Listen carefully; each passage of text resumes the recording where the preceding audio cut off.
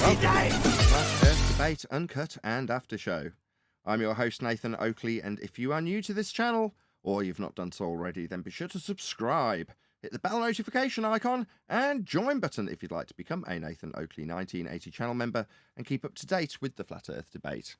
If you would like to support the channel, there is a super chat that runs alongside each of these shows while they premiere, and there's also a PayPal, Patreon, crypto, and thanks button in the info box below the video. Speaking of Patrons, I'm going to do a quick shout out to all of you who do support me on Patreon. So a massive shout out of thanks and appreciation to... Get the list up in time. Giuseppe Montesano, Trying to Triangle, Mitch Kennedy, Original D-Rose, Rod, The Name's Burley, Twad Wazzle, Jason Hornsby, Christoph Fournier, Flat Earth Travolta, J Mel's 24, Unimento, M, Iron 26, Endless, Goldie McKeon and Retro Bill, More Books, Cannabear, Bogey, Michael Kahn, John Kays, Patrick Gunnels, Mel B. Styles, Hairy Blade, Mobile Max 777, Rob W, Reese Pound, Del West Watson, Maria Nealand, Unbelievable Productions, Blue Ridge Ranger, The Real Gabster, Abraham Mohammed, Skeptic 936, Life is Short, Texas Mike, David Wayne Foster, and Dank. So another massive thank you to all of you for supporting me on Patreon. Now I will hand over to whoever is in Discord and Google so you can enjoy their dulcet tones while I set up for today's live show. Nathan, you got to take that down, man. That's not good for the brand. Take what down? You looking crazy? What are you talking about? It looks fun.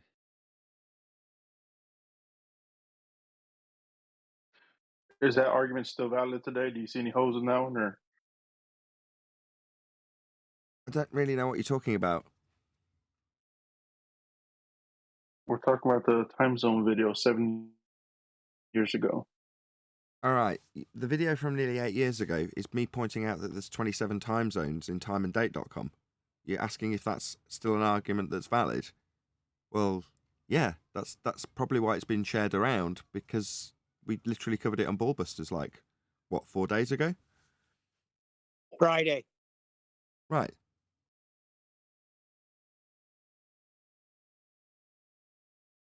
Yeah, that's perfectly valid. But you're saying your focus on it was that I looked different to how I look now, right? Yes, indeed. That's what he's focusing on.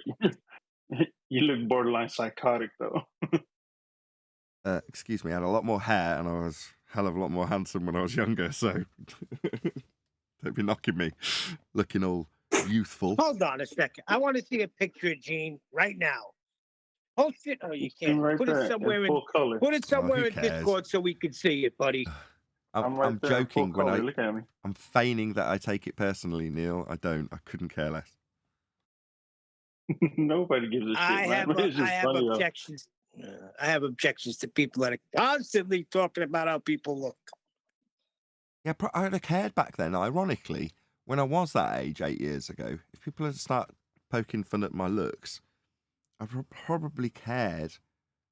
But as you get older, you stop caring, don't you? Or maybe Yep, you just don't give a but shit. you still obviously want to remain hygienic and presentable. But you know what I mean? I'm saying those sorts of things just don't concern you as much.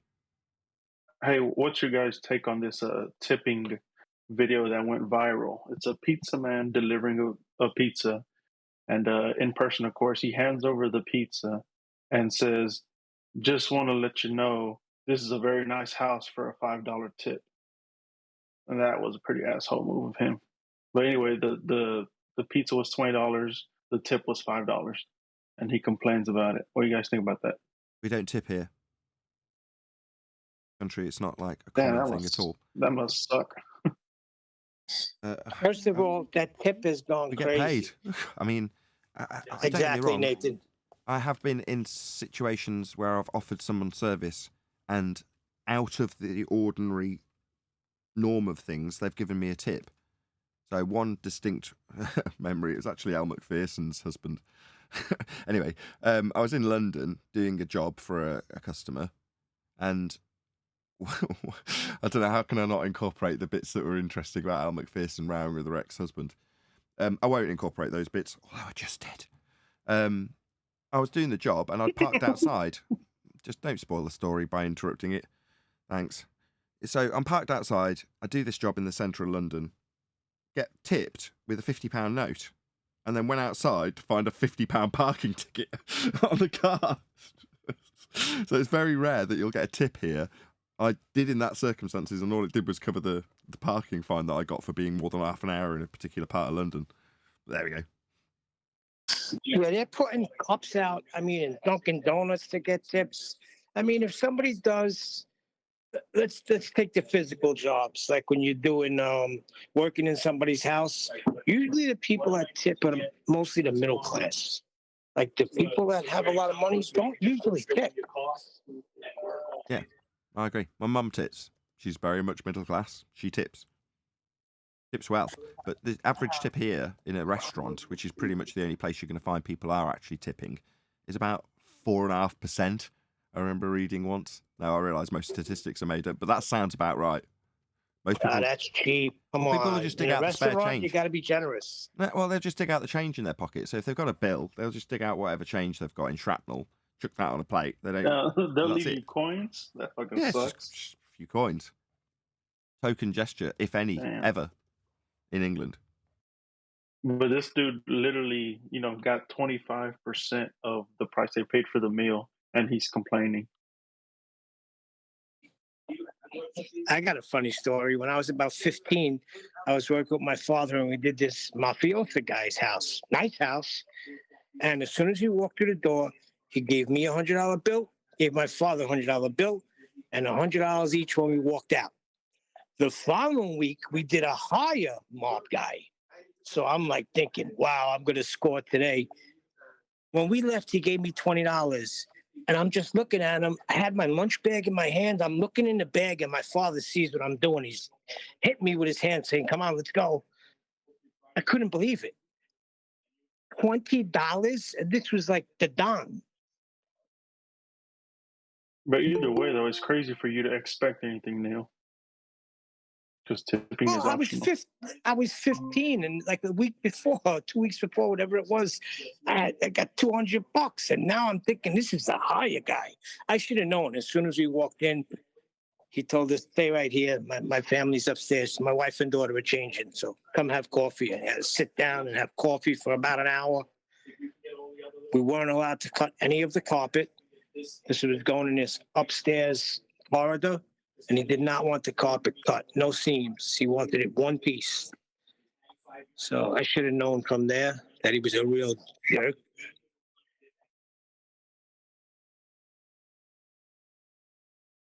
You guys seen this post? It was on, what is it, Washington Post, New York Post. My husband got an aneurysm and became a different person, so I divorced him. He's basically in a hospital. But she divorced him because he's a different person now. Okay. Who's original? Original D-Rose. Oh, say what the Got to be heck? on your What's best original? behaviour in there, D-Rose. Can't be chanting through people.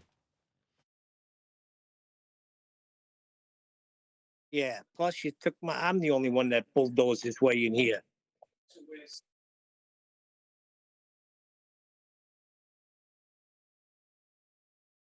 D-Rose, your mic's not working. You've got to locally unmute yourself. Oh well, he'll figure it out.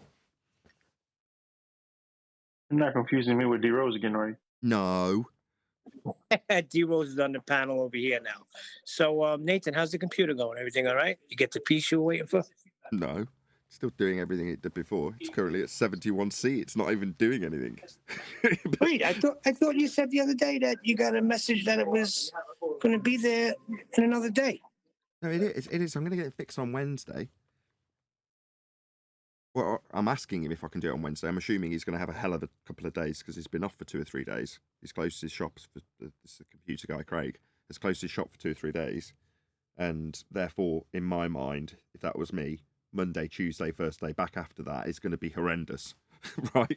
There's going to be all sorts of crap to sort out. So the last thing he wants to do is, dedicate his time to me, number one, chatting crap for hours, which isn't work related, chewing up his time, asking for extra things all the time, being fussy, asking questions, generally getting in the way. You know, doesn't need that. So I'm going to do it on Wednesday rather than today. I could have just taken it down. He's open. I could have taken it down today, but I think that's a bit unreasonable, given that he spent till, I think it was 8 o'clock that he was there updating the BIOS. So, you know, he's already spent hours and hours and hours and hours. So I want to give him a break before I take it in. In the meantime, I've changed the encoder. So the computer's still doing stupid things. It's black screening. It did it all weekend for my wife while she was trying to watch Netflix. So it's still really twitchy. But it's not crashing. So when it goes to black, in previous times, when it's gone to black screen, I lose control of everything, which is a bit of a bummer if you're live, right? So that's a problem. So you just have to figure out a way around it, or you shut down the computer at the time that the live stream's ending, or whatever's got to be done gets done, but at least you're still working, just without control. Well, it's one step better than that now. I lose control of the screen, which I can regain control through a few presses of buttons, and I can get it back. And it doesn't crash OBS, or in the case of my wife, it didn't crash Netflix. So it's not crashing the computer per se. It's just the graphics card's throwing up all sorts of twitchy weirdness and turning off screens and doing other stupid shit because it's failing. But that is getting changed on Wednesday, hopefully. And the RAM configuration will be changed at the same time because he's got to take the motherboard off anyway just to get to the back of the graphics card to change it. So at that point, I'll move them along one slot. And hopefully I can then change the encoder back to the one that's more efficient so it won't be overheating. At the moment, I'm just dealing with it. It's like, yeah, I see it boiling because that method of encoding is very inefficient, or whatever you want to use, inefficient. So that's what I'll deal with that. I can deal with that and cope with it for a couple of days till it gets rectified, and just deal with the anomalies as well. But we're recording now. It's working. So Nathan, if the guy goes above and beyond, take care of him. Hit him with a little 20 spot or more. I did with Craig. When Craig came to pay for that PC, the work last time, whatever it was, 6 months ago, right? He stripped it, did a whole load of work, got it to work where it wasn't attached to the cooler. Well, he managed to fashion it in a way that got us, 6 months of use out of the computer? Well, when he came to charge me, number one, he didn't want to charge me. Then he put together a crappy invoice for about 50 quid or something. And I was like, no, you've put so many hours into it. I insisted on paying him more. I was like, give me a decent invoice for a decent amount of time that doesn't make you be being paid about 3 quid an hour for the 4 days or whatever it is he worked on it. And in the end, I think I paid him 200 quid or something. But that's not Good job. I upped the amount that he was willing to charge me, and he didn't want to charge me anything. He was like, oh, well, you know, I've made a new friend in Flat Earth, so I'll dedicate 4 days of my work time to you? That seems it's a bit lopsided to me. So I insisted on giving him a decent amount of money, which even then didn't really cover. It didn't even come close, 200 quid to covering the amount of hours he put into it. Nowhere near. Now, Well, shout out to Craig, man. well, That was yeah, a big help. shout out to him. Now, this time I've said this, I actually asked him today, how much is all the work going to cost me? Now, bearing in mind I've got very little money to give him, I'm hoping he'll do the former, and I'll just say, oh, that's all right. There you go, have 50 quid. Because I'm poor. But no, joking aside, yeah, I do feel that way, that people do deserve to be recompensed, or whatever the word is, for their hard work. Why shouldn't they be? Compensated, that's the word. You know, that's how I feel when I'm e-begging. You know what I mean? Yeah, but you gotta learn how to take a gift too, Nathan. Again? Somebody's making themselves available for you, but you take it. Don't look a gift horse. How does it go in the mouth? I tried to do it in a way, That'll Neil, make that was to innocence. demonstrate my gratitude for his time by making it clear that even at a couple of $100, it was nothing by comparison to the amount of time that he put in. He understood that. This is a token of my gratitude for the extra effort that you've put in. That's the way I wanted him to see it, and I'm pretty sure he did, because that's how I explained it to him. Now, for him, it's just another invoice going through the books. You know, I didn't tip him. He didn't get to keep the cash. It went through his books, went through the till. You know, not that I'm sure he would take a cash bribe. He's a shop. You know, he's not taking cash payments for stuff. But I'm sure from his perspective as a businessman, it's like that token amount that did go through my till meant that it wasn't affecting my business. I at least got a token amount for the work that was spent in my shop that could have been spent on other people's jobs. That's all, you know, it's just a recognition thing, isn't it? But, you know, If I had all the money in the world, Hey, he'd Nathan, have got a 500 quid tip. switching subject. Go on. Switching subjects a little bit. How do you like the projector? I think I like that projector style you did 7 years ago. Is that not feasible right now, or what? Do you still have that projector, or No, I've still used it. like you projecting stuff? No, that was just It looks pretty that cool. was just 3 projectors ago. 4 probably. But it looks pretty cool. It looks like pretty good for presenting. It's useful. I can put the equipment away. So like with a normal household, most people have got big telly. Well, I don't. I've got a big window with a screen that rolls up. So that achieves 2 things. One, it stops you watching TV. So although we don't have TV, we've got Netflix now. My wife does actually subscribe to them and hasn't since just before Christmas. She started subscribing to Disney and Netflix, which I'm currently trying to convince her to cancel. And every time I ask her, she's like, "Oh yeah, I'm sure I was going to do that." Anyway, she sits and watches The Witcher, and you know I'm in the same room with all the explosions and bangs. Anyway, she likes it. Great, whatever. The point is that if you've got a projector, the chances of you wanting to do that, sit in a hot, sweaty room like I'm doing now, right, with it darkened in summer, are pretty slim. Now I'll do it for work. That's different. But to do it for pleasure, just to watch, like what she watched, Witcher, we wouldn't do that now. Whereas a lot of people in the middle of a nice summer's day will bung their telly on and watch a movie. You're like, what are you doing? Go outside. You know, why are you sat inside watching the TV? There's stuff outside your house. It's summer. So for us, when it's winter, there's a lot more dark hours. So you're much more inclined to lower the projection screen, put a movie on. And that's fine because obviously it's dark outside. There's less you can do with your time in the darkness. So yeah, fine. So a projector actually works quite well to get you out in summer and keep you occupied because you haven't watched anything all through the summer in winter. So there we go. That's why I do it. But what about incorporating it like into the show right here? Wouldn't it be easier? Would you get rid of a screen, get rid of a bit of a load on the PC? I have considered it a couple of times, so it would make a very cool backdrop. So what I could do is I could reverse where I am because the monitor's on an arm, as is the camera, and I could just sit my seat 180 degrees from where I am. So instead of me being in front of the screen, I could be behind the screen with the camera in front of me, and then I'd have a backdrop, right? And it would look ace. I agree. I did even set it up once. Yeah. The problem is, what does that achieve in terms of me having better control of the show? It doesn't. It's just self-indulgent. It's just vanity, isn't it? I look good on camera for a few I'm seconds. talking about for this presentation, the same way you presented the time zone map. I mean, it just looks good right there. And of course, you have full control because your PC right there. So Yeah, but from that position, to do that video would have taken 25, 30 minutes of setup.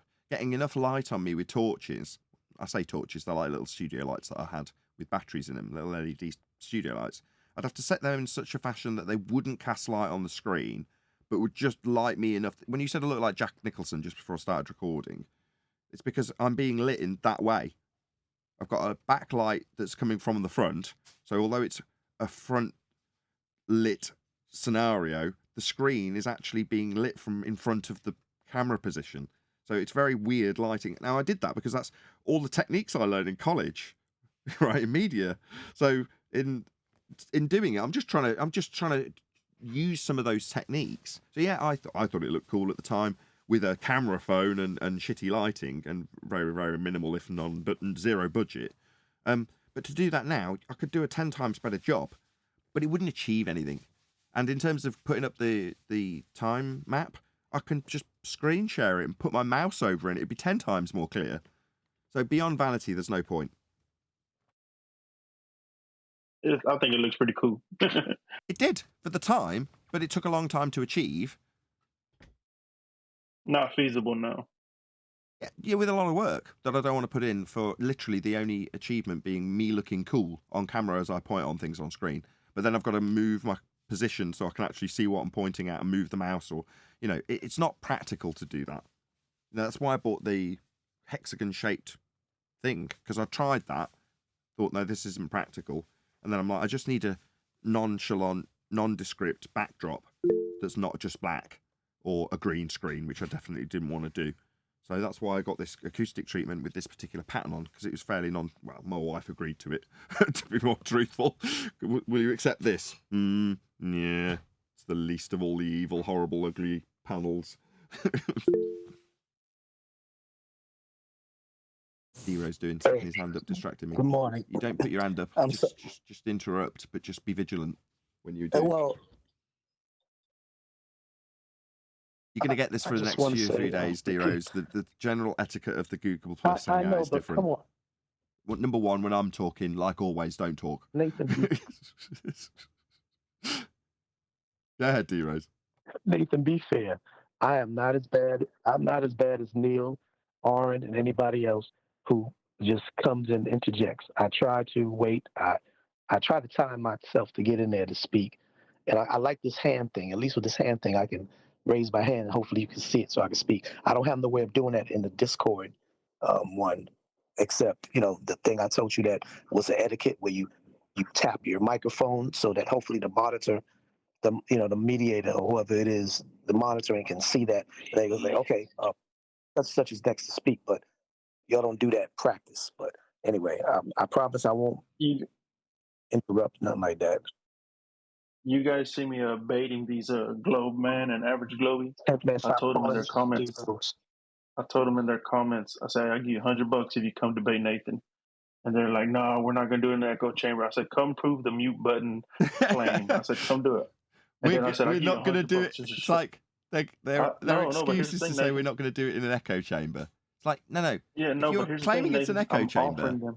by being there, that defeats that. That's what solves that. No, I won't go there because Globers won't go there. Therefore, it's just them talking amongst themselves, aka echo chamber. So what you're saying, you won't be the person to stop it being that, even though the door is open. Okay, that's fine. But I'm offering them $100. I said, just come tell us, come show us the mute button in action. Like you can trim the clip out and you can show us. I said, come show us. I said, I'll give you $100 cash. I'll just do that. I said, I'll give you $100 cash. And I said, who else? What Globey is giving you $100 just to debate? And no one out here is crickets. He said, we're not going to the echo chamber. Like, all right, I guess these Globeys are paying you. I mean, who else is offering money? You never turn down your biggest paycheck, right, Nathan? I've never had a paycheck from this. What do you mean?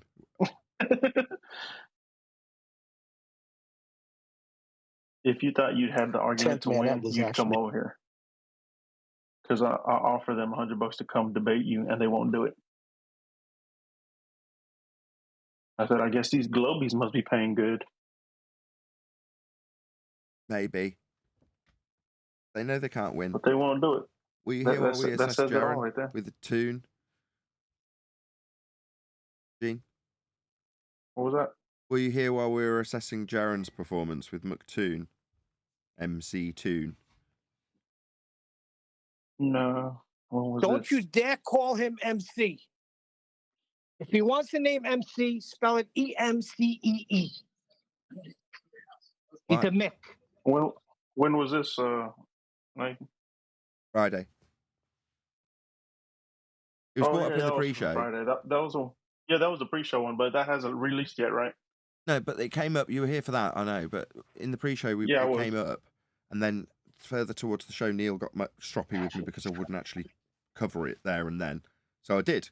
I covered it there and then, but we ended up spending about 5 hours covering it. So it ended up being a really long show. But I've trimmed out a couple of bits of it. So there's two. One is about 25 minutes long. One's about 10 minutes long. And then just to make the members aware and have a short intro clip for when I do publish it to the general public. I've also released a 2-minute, like the intro to one of those videos. So what was it? Was it Jaren and McToon arguing and you guys commentating over it, or what? Criticising the fact that he didn't pick up on the fact that McToon is proving Earth is flat with all of his demonstrations, but they're never being highlighted by Jaren as proof of flat Earth. Oh. Maybe he didn't have his hat backwards. Yeah, Gene, you missed a good one. That was a good one. That was very good. Well, I heard Nathan edit out Thank you. some clips. I can't wait to watch those. Well, they're members only at the moment, so if It's you're a member, already you out. can watch them now. Okay, let me subscribe for $2. Damn, Nathan nickel and diamond me. Well, you don't have to. I mean, you can watch the full thing. It's just you'll have to sit through 5 hours of it. That comes out tonight. I'll pay $2. Well, fair enough. Yeah, just become a member and you can watch them now, and you get to watch the two main bits. There might be more. I haven't watched all 5 hours back. I literally haven't got that many hours to to do that this morning. But edit, yeah. Well, It's I've heavy. taken out How the much chunks. is one of those files? Do you I take haven't them watched the whole down? Like thing, you but download them? I don't know what else is useful in there. There might be more meat on that bone. Often I will watch the entirety of the video before stripping out chunks of it. Whereas in this instance, I watched an hour or so, or maybe an hour and a half, and I'm like, okay, I'm going to start forgetting what I need to edit out. So I went back, took one chunk, edited it. Then I took another chunk, edited it. Then I published one to the members as I was finishing off the intro and so on and so forth.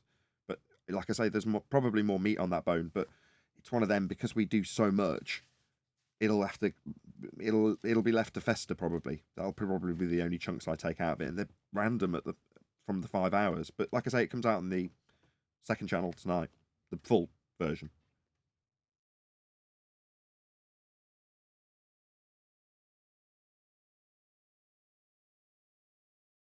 It was good stuff. Oh yeah, and appreciate you reading my apologetic dissertation, Nathan, that I sent you the comment.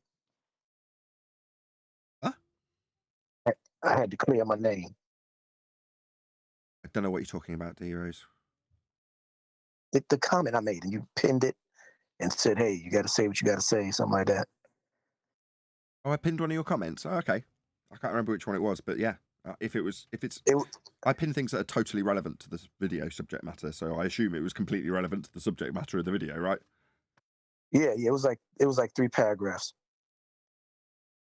Good morning. Good morning, 10. Nathan, why don't you play the 1 minute, 52 second short of that McToon Jaren that you just posted? Hey, talk about yourselves while I dig it out. Yeah, I had to leave. I didn't get the whole of it, but it's pretty embarrassing.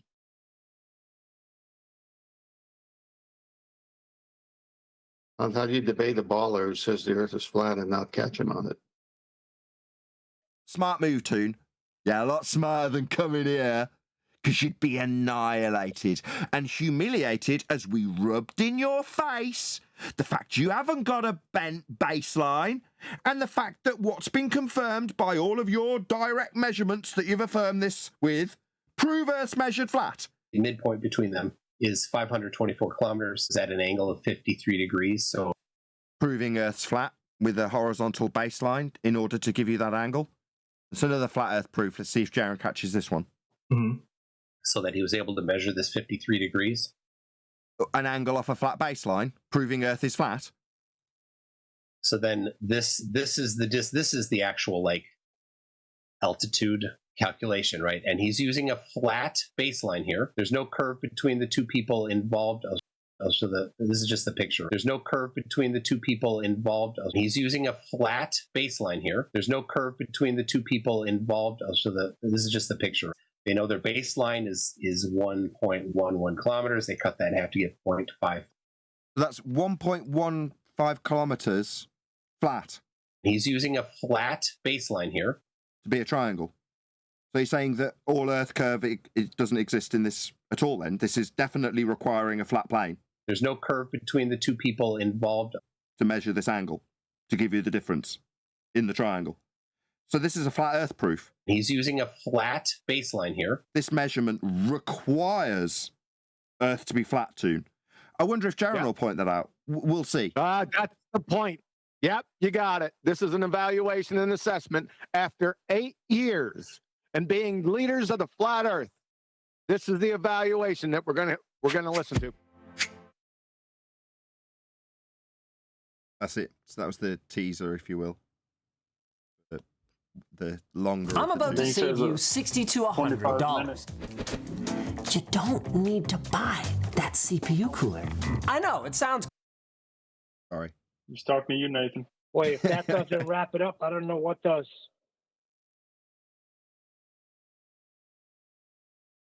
So you said the next one's a 25-minute clip? No, that's the 2-minute intro to the 25-minute clip. That's members only currently. I'll publish it over the weekend on the main channel to the general public, but the full uncut review of Jaren versus Toon will come out tonight on the second channel. By the time this airs, it's already been released. You can go and check it out on Nathan Oakley channel by the time people are listening to this.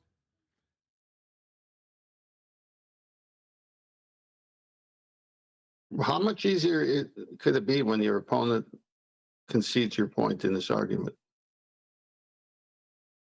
Not easy enough. But that will be made clear in those videos. No, it just proves they haven't listened to the argument and embraced it, or something else. But how do you not catch that? I don't know. If I'm debating a baller and all he uses is flat earth, angle, degrees, it's like, are you joking? I mean, is this a real debate or? No, Jaron never called him on anything, Ken. That's the sickening part. Well, I can hear the whole show, but I remember when it started, and then I had to go. But it was like, how do you, after listening just to the short teaser before the 25-minute part, before the full show tonight, it's like, how do you not catch it?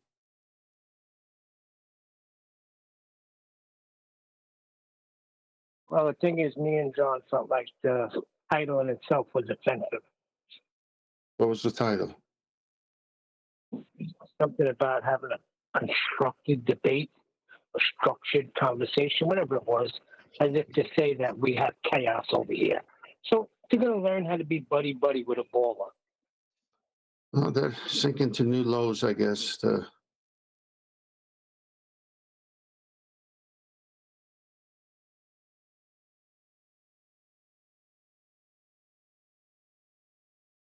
Some people are out to create a big YouTube channel, just across the board.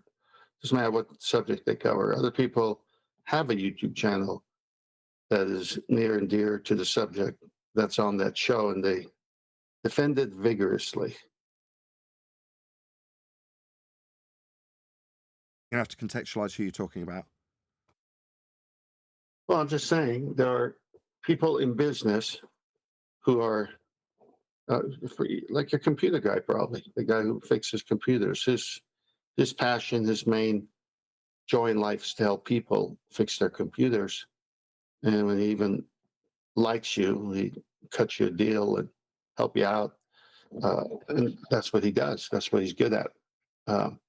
Someone comes in there, starts talking rubbish, he'll know a counterfeit computer tech in an instance because he's doing it. He gets it. Other people don't care. It's a smorgasbord of subjects, and in this case, a YouTube channel. So I don't know how many subjects Jaron covers, but how do you show NASA fail videos, argue that the Earth is not a globe all these years, and miss your opponent telling you it was measured flat? Yeah, I don't like this. I don't like the way we're having to go about it.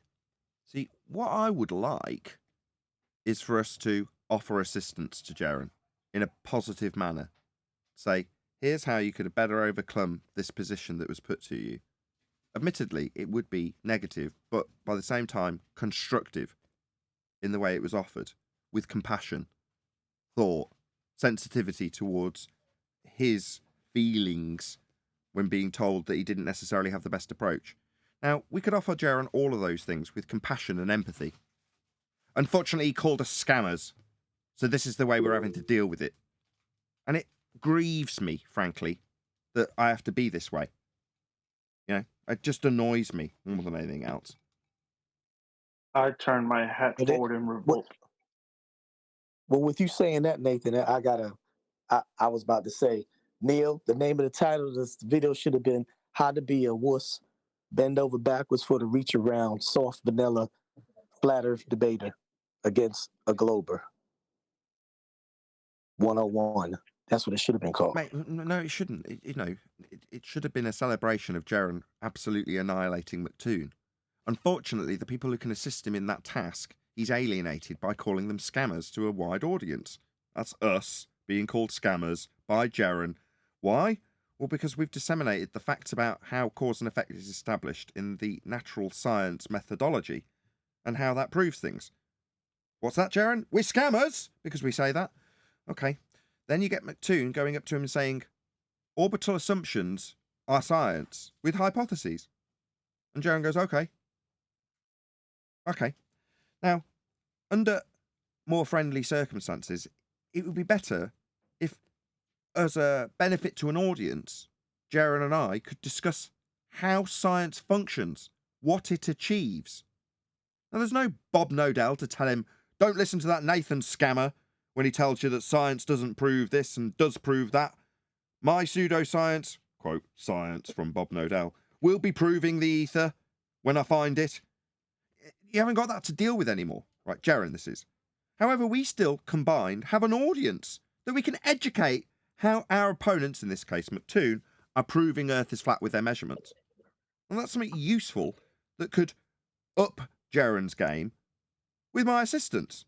I'm not being so arrogant to say that Jaron should feel that the most high Nathan is here. No, I'm not saying that. I'm saying there is a benefit to an audience for me disseminating the method of science to Jaron so he is better armed to overcome arguments from people like McToon when they lie about science. Yeah? Instead, I have to pour, like D. Rose has just done, disdain onto Jaron's work. Why? Well, because it's righteous, it's justified. He's called us scammers. I don't want to be in that position. I don't want to have to feel like I've got to pour scorn on someone on my own side simply because that's what they've done to me, to my own detriment, for no good bloody reason, I might add.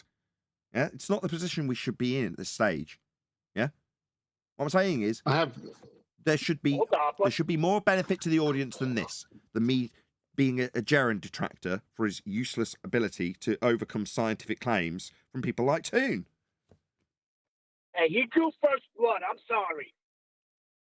You know, I Well, I realise get that. what you're saying. So I get what what? Nathan's saying. I get what Nathan's saying. At the end of the day, it's about the listening audience being educated, being enlightened, knowing the truth, and getting our flat Earth fellow members to be able to articulate it the correct way and be able to discern and catch They and don't deflect want those to on that things. side, D. They don't want to.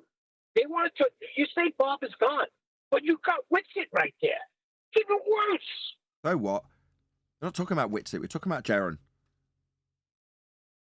Oh, so you don't think they're together anymore, huh? No. Okay. What I said when Bob was gone, when I grieved, which I did for Bob's loss, the thoughts that went through my mind is, I wish I'd really got him to understand what science is. If he was still here, I could still fight that battle. As much as it was a bad experience and to my detriment, it was a worthy battle that can't take place anymore. You know, if only I could have convinced him where he was wrong with his scientific understanding, we could have progressed the audience. Now, when I disseminated that, and this is vague, it's been a while, small while, and some of it's been blocked out by me for obvious reasons, because it was to my detriment. When I discussed this with Jaron, I think, vaguely remember, echoing that sentiment to him when he contacted me after Bob's death. Now, I saw that as a genuine olive branch, where if you're a regular viewer of the show, you'll know what I mean by that, which I won't rehash now. But Jaron actually extended an olive branch to me, which I admired and respected, and did as he requested, without any issue, because it was a genuine token, like we were discussing earlier. He did something that meant something to me. Now, as a result, I'm thinking, well, Jaron's not dead, right? I can do something about this. Now, while I'm pouring scorn onto his efforts, simply because I'm like a woman scorned because he's fucked me over and told people I'm a scammer for disseminating science, well, I should put in a greater effort, be the bigger man, not continue this feud by labouring the negativity of Jaron's efforts, when I can promote a better understanding of science to him, now that I feel there isn't a brick wall preventing that from happening, whose name won't be mentioned again. It's already been mentioned several times, without speaking ill of the dead, to make it absolutely clear what we're talking about here. Hold on a second. What did you spend the better part of 2 weeks trying to explain to me? That you can't give people what, Nathan? Can you please explain that again? That's people. You're taking what I'm talking about in a generalised sense to stereotype the great unwashed. That is the audience for this show. Now, I'm saying what you want to give the audience is discernment. You can't tell me Jaren doesn't possess discernment. No, you said you wish that you could break down the scientific method for Bob so he can understand it. You can't. There was no way you could have gave him any sort of discernment. His heart was set on proving ether that don't exist. And now you think he's just going to come along and Jaren's going to fall in line? No, it takes work to get people to fall in line. People are stubborn. Yeah, well, I'm saying I should be prepared to put that work in, given what Jaren is. And the respect I extended to Bob in his death should be more prevalent with Jaren, given that he's in the position he's in, warrants the respect that he gets, for the most part, right? Shouldn't that entail more effort on our part? And if he's resistive, then shouldn't we put even more effort in? Hang on. A word that you used needs to be clarified. I listened to Jaren at the beginning of my journey on the YouTube channels that were flat earth, pro flat earth. It's better to say what Jaren was, because what Jaren isn't what Jaren was. So something's changed. Okay, so past efforts to be applauded, current situation, not so much. Now, David Weiss came to you, not to Jared, not to Bob, not to anybody, and said, I have Bitcoin. I trust you and your discernment and the way your debate channel kills the globe fantasy. So will you protect my Bitcoin? And then he made the offer. Bitcoin for you, just prove us wrong. And they had to come through here and not even a scratch on that coin. So then my question is, if the arguments are so great on the other side, why was the Bitcoin trusted to this side? But Jaren was to be applauded. What Jaren is, you did on that show. Can't wait to hear it. Yeah, well, listen, do what you want. I do not agree. We just continue to do what we're doing, and if they want to get in line with us, they can. The arguments are there, right, Ted? No, they don't have to get in line with us. They have to get in line with what's true and use discernment. No, I know, but the language is important. Everyone should be free to do whatever they want. But if you cross axioms, if you say something that's not true, I mean, look at us. We got to say things so pedantically here, or else for half an hour we're arguing what I meant. All right, so let me reframe. If you want to get in line with the arguments that killed the globe, then you're free to. You could have done it the other day and destroyed Neptune's seconds.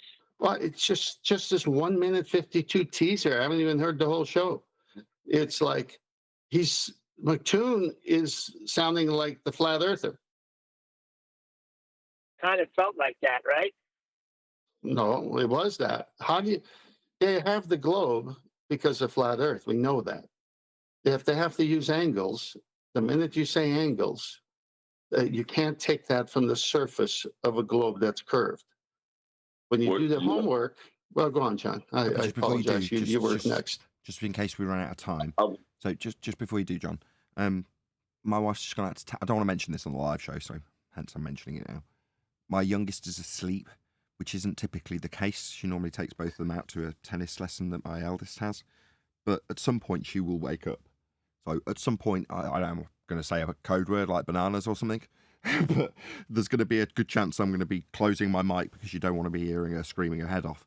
So in the live show, if I subtly hint that, oh guys, can you just talk amongst yourselves? Something's come up. That's what I'll say. Something's come up, which means my kid's now screaming her head off, which means I've got to close the line on the mic and hopefully you guys can pick up the slack. Go on. I like bananas. We got it. Just want it recognised. Then it's John holding that thought. Is that okay, guys? She pre-warned. Yeah, got it. Thank you. Go ahead, John. Sorry to interrupt your flow. Well, one of the things that McToon had going to his advantage is he's been hearing us, right? Jaron probably not. So McToon knows where not to go in the conversation to try to keep his globe faith. So I don't think Jaron understood that from the way he was speaking to him, that he knew what to say, what to skip past. You know, there was no logical flow to it. And that's because, you know, like we point out to him that your challenge requires elevation angles, McToon. Where do you get those on a globe, you know? Things like that. And it kind of put Jaron at a disadvantage because of us. Yeah, we've advanced the argument. He hasn't advanced along with it, but it means that his opponent knows the pitfalls. If he doesn't, the opponent's going to take advantage of those because he needs to subtly drop in. And he did and smirked when he did it. It was a real tell because he's on camera. McToon's delighted that Jaron swallowed whole the notion that orbital mechanics is science. Well, if he knew what science was, he'd have taken that apart. He doesn't because he's contested it because his former partner in crime, Bob Nodell, disliked the fact that I challenged his claim of ether that was, for Bob, based on science, and he didn't have any. It was pseudoscience, just like McToon's. So he's handicapped himself, as Adam was pointing out yesterday.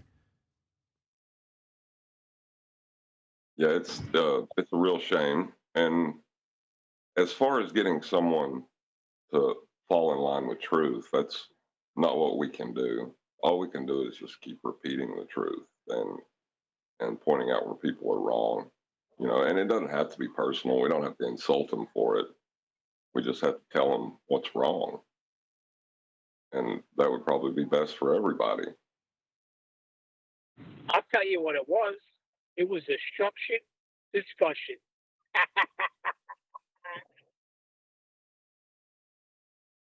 No, I've heard.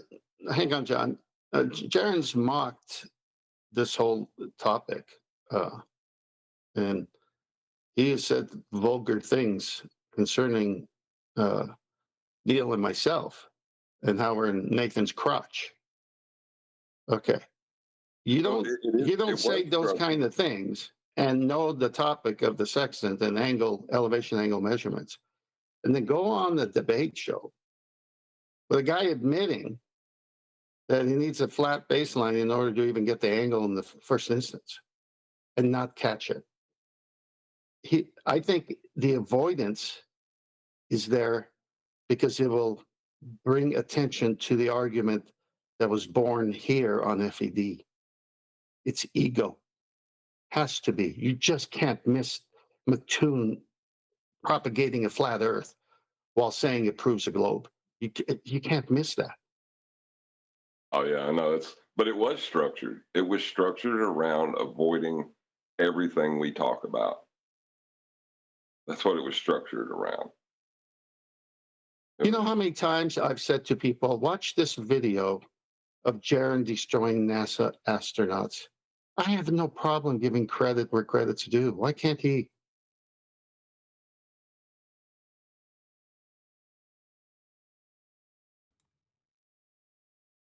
Original D-Rose, 10th Man, Brian's Logic, Neil,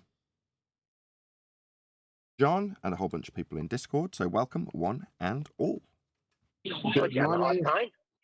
Good morning. You know how I said there's a chance that my daughter might wake up? Yeah, just as I started the intro, she climbed on me.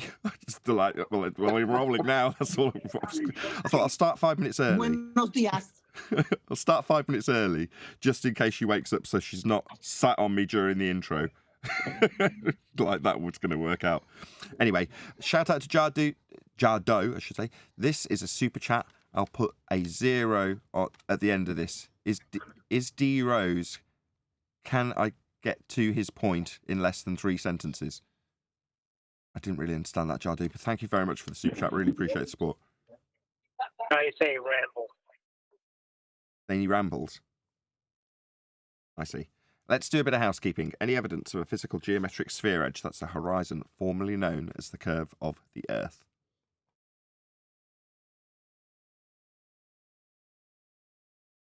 None. Not if it's refracted.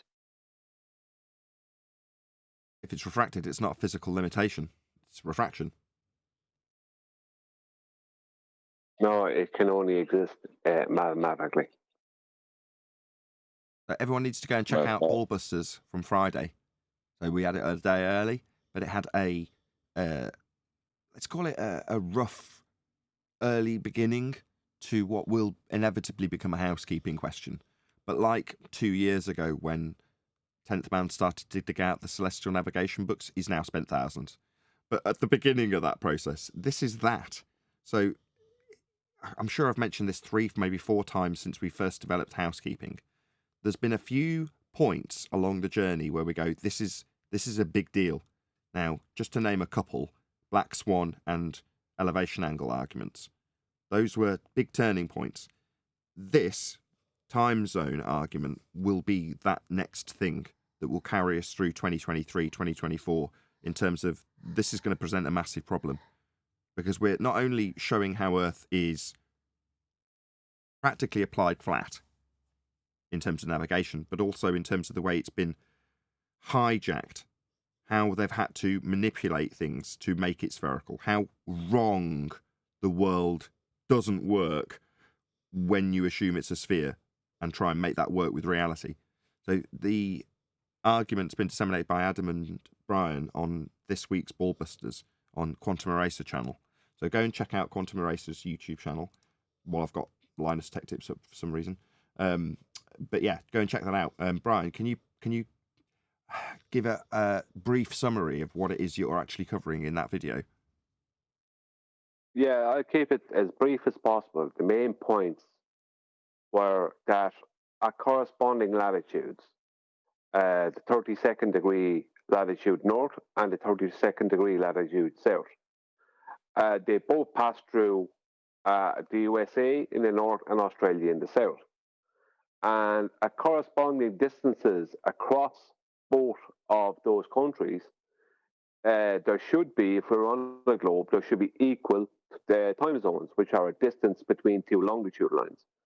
But the 32nd degree latitude north that passes through America between Charleston in South Carolina and Long Beach, Southern California, that is intersected by 2 longitude lines.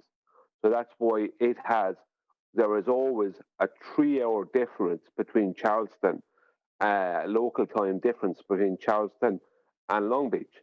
But in Australia, between Newcastle, north of Sydney, and Perth, there is only 1 longitude line intersecting that 32nd degree latitude. That's why there is only ever a 2-hour difference between Newcastle, Sydney, Perth, which means that there cannot be a globe. That it can only be a horizontal plane under those circumstances. That's the basics of it. It's about how many longitude lines intersect those parallel degrees of latitude, both north and south. It's impossible. There is no, as I said on the start of the show, I've privately put that out as a video. That's part of a month ago, or I suppose something like that, 3 weeks ago, and there has been nothing to rebut it. Nothing. I've had everything. Now they're at the point. The ballers are now at the point of trying to claim that I'm deleting their comments when I don't do anything like that, because they have nothing. Because it's not. It's one of these things. It's just not debunkable. It is just reality. It's fact. Is this a separate video, Brian, on your page? Yeah, I have it in there as a video on my page. It's my last video. If you went to my channel, it would be my last video. But I disseminate basically the same information with some extras on Ballbusters. But Adam also goes through the disaster that time zones are that we're given because of, to try and make us believe we're on a globe. That's about the size of it. I managed to dig out. It was actually Mitchell from Australia that captured this from Globebusters. This is the various different time zones as you move from the North Pole out to the outer edges of a flat Earth, but how they've had to segment it into 23 time zones at the top and then 28, I'm going to say. I don't know the exact numbers. I'm really sorry. This is new to me too, in case you can't tell. It's 22 at the top, or I think Mitchell actually counted it different, but it's 32. It's 22 above the Tropic of Cancer, and 32 or something below, or something like that. But it's but it's 22, 24, 32, which that's 78 different time zones. You know, we only have a 24-hour day. If you think about the chronometer that's used with the chronometer that's used at sea, they only deal with a 24-hour day. They deal with Greenwich Mean Time. What you'll notice is if anyone goes looking for the current Greenwich information about Greenwich Mean Time, the current one is the Universal Coordinated Time, or Universal Time Coordinate, UTC time, right? But they've actually messed with, and this point was kind of lost, they've messed with the prime meridian to make that happen, to make Universal Coordinated Time. That's what they've done. So when they changed from GMT to UTC times, they messed with the prime meridian. The prime meridian is 0, goes through Greenwich. That's the starting point. That is the starting point. It's always 0, and it goes around 24 hours. Only in recent history. So it was something you didn't cover on the show, but this is my show. So, yeah, it wasn't always through Greenwich, though, was it? It used to be through Jerusalem. Yeah, but I mean, the thing about it is there has the whole. I think it was through Egypt originally. Might have gone through Jerusalem as well. I'm not sure now about that, but we know that the chronometer is, and Tent will have something to say about this. The chronometer, it shows you the time starting from Greenwich, the Greenwich Mean Time. That's what you get with the chronometer. So that's what helps you to navigate, and that's why it was invented. Tent, you go ahead. You know more. You have probably own a chronometer. Every country had their own Greenwich until they came together and agreed. And obviously, England had the biggest navy, controlled the seas. They got that 0 longitude line. So everyone uses the Greenwich, which is now UTC. But as Brian is saying, the argument's very devastating because it gets rid of antipodal, gets rid of antipodes. There's nobody living underneath you because those longitude lines do not converge to a south pole. There is no south pole the way they show you on the globe, because the converging longitude lines would give Australia 3 time zones like it does North America, but they're not converging because they're just spreading out on a horizontal plane. And so you only intersect the way they intersect. But if it was a globe, longitudinal lines, meridians, circles would have to emanate from the South Pole as well as the North Pole and be equal, but they're not. So goodbye globe, goodbye antipodal, goodbye everything. Hello. Hello, Armin. Good morning. Happy Monday. Indeed. I don't like this show day being mentioned, but there we go. Anyway, in the live stream chat right now, you're going to see a link going by, and it's to Dr. Becky's channel, who we have covered quite a few times in the past. But as always, you know the routine. Go and let her know. At Nathan Oakley 1980 sent me is the message you're going to let Becky be made aware, and obviously this will help her in the algorithm that is YouTube, and hopefully she'd return the favour. I love Dr. Becky. Oh, gravity waves. I didn't know gravity was a wave. What's the medium? You're all a bit keen. That requires gravity to be a wave. Like, what is it passing through? Does the gravity has to have its own ether? You're passing through my plug and intro to this. Becky. Okay, let's try that again. hopefully, Becky, were she to respond to this video after seeing your comment, that's you, the audience member listening to this right now, that at Nathan Oakley 1980 sent me, she would hopefully return the algorithmic love in the same way we've shared her material and got a new audience to come and leave her comments, obviously helping her in the YouTube algorithm. Hopefully she'd do the same for me were she to respond and say, no, the Flat Earth debate team are outrageous and incorrect for all the above reasons. Here's a link to their video I'm critiquing. We'd hope she'd do the same. So with that in mind, go and click on the link. It's going by in the live stream chat now while we're covering the video. For those of you who are oh so very keen, your mics will be left open. You feel free to interrupt as we play the video. Just hopefully we can get at least 10 seconds into it. Any comments before we start? Gravitational ether. I'll just say good morning. Good morning, Chocolate. Everybody. Arwin can just throw out his Tourette's ether comment. Fine. I just left Becky in the comments. Gravitational ether. Yes, just keep chanting it. Okay, Textualize it. gravitational ether. Yeah, keep saying it. Right, we're going to start. Gravitational Hang ether. on. You said any comments. So much like the other videos, they postulate and then say, well, we don't actually have proof. And then they show you something which is not proof, but they're hoping it works. And then they're greasing the skids for new physics because under our physics, it can't work. So they have to grease the skids for new physics. Got a reification fallacy in the title, I think. Astrophysicist explains big gravitational wave discovery. Are they new physics or merging SMBHS's? Okay. That's the name of the title of the video anyway. Astrophysicist explains big gravitational wave discovery. Are they new physics or merging SMBHS? Question mark. There you go. If you want to check it out, as I say, let her know we're responding to her video. Hopefully she'd do the same for us. That's Physicists have found supermassive black evidence for holes. gravitational waves that are light years long with really low frequencies. These are ripples through space itself caused by cataclysmic events and massive objects disturbing the space around them. Now, Total nonsense. What she's showing on screen now is described in Einsteinian mechanics as a pseudo-Riemannian for space-time bending. Geodesics in space-time.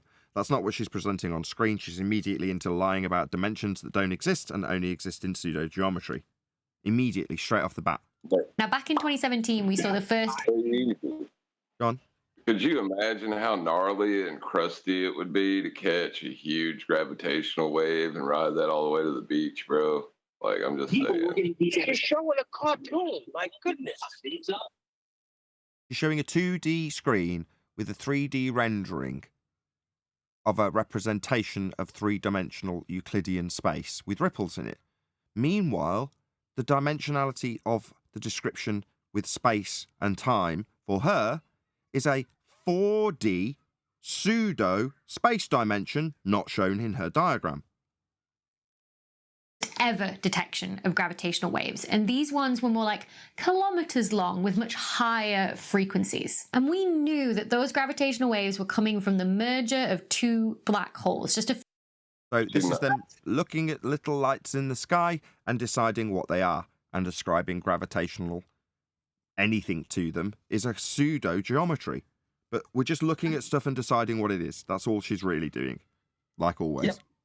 But hold on, how did she actually, like, what is the actual thing that made her think there is a gravitational wave even happening? Looking in a telescope, that's all she does. She just looks in a telescope. But what was there that would... Arwin, it is there. He's asking what she's looking at. Yeah, hold on, Chocolate. Just let him ask his question. Just get it through once, Arwin. Right, it's basically what is the actual phenomenon here that she thinks is even because she's describing it, but I'm not hearing anything that she actually saw that indicated to her that it was there. What is it? If I give you an overarching answer of lights in the sky, will that satisfy you? No, not really, no. It's actually the opposite. She said she saw two black holes merging. So she saw two black things in the black of space merging. There you go, Arwin. Sounds legit to me. Exactly, chocolate. But those are four-dimensional. That Yeah, I covered okay. that. Oh, God, this is getting frustrating. Yes, I did cover that. Can we move on? you did say to interrupt you whenever we wanted to. Well, not for things I've already covered. She's describing it in pseudo four space time. A few tens of times heavier than the sun. But this. Go on. We gave you the first 10 seconds, Nathan. Now it's our turn. Go ahead, Brian. Yeah, she's had to mention two different distances there, or measurements. The first one, she started off, her very first sentence was light years. Now, that's a load of rubbish, because that involves the theory of speed of light, which is based on a load of averages and calculation. No measurement ever of the speed of light. Secondly, she just mentioned there a minute ago that there was gravity waves that were kilometers long. Right, a kilometer is a horizontal distance measurement. That's what it is. Like a mile, they're horizontal measurements. Right, so I don't know how they measured these straight waves, right? That she's claiming, these horizontal waves that she's claiming. I don't know how she measured these with a telescope, or who measured these kilometers off out in a fourth dimension that doesn't exist. But you can't measure kilometers as a wave, if you understand. Didn't she start off saying they're light years long? Is that what I heard, or am I bugging? Yes. Yeah, well, no, they're light years away, kind of stuff, which means you'll never get to them because they're somewhere that doesn't exist. Quick shout out to Jadu. Says, what came first, the warping of space-time unevenly distributing mass, or the uneven distribution of mass warping space-time? In Einsteinian pseudo-Riemannian geometry, it's actually the latter. So the uneven distribution of mass warping space-time is the claimed cause and effect establishment in pseudo-geometry developed by Einstein. So it's the latter, Jadu. Thank you for the super chat. Do a bit more? 6 trillion miles. 6 trillion miles for that light year. 6 trillion miles, ladies and gents. No, you'll need an R value for that assertion there, Jin. You'll need an R value. Well, that's their claim, but you're right. Yes, absolutely. They'll need an R value. They'll need Kepler's third law of interplanetary motion, so they can assume orbits and the scaling values there in their mathematics, which would need something to scale it with, which was where Christian Huygens came in and said that Venus had the same radial value as Earth.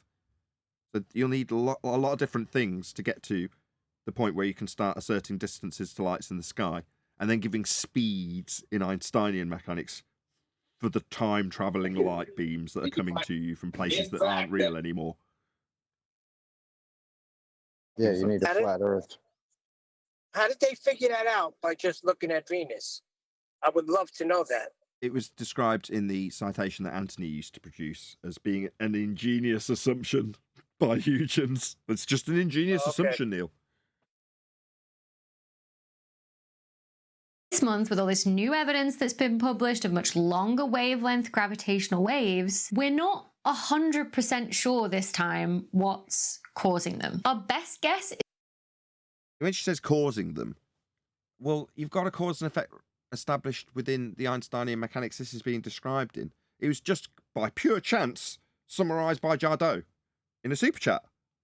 So the cause and effect relationship ascribed to this is the uneven distribution of mass.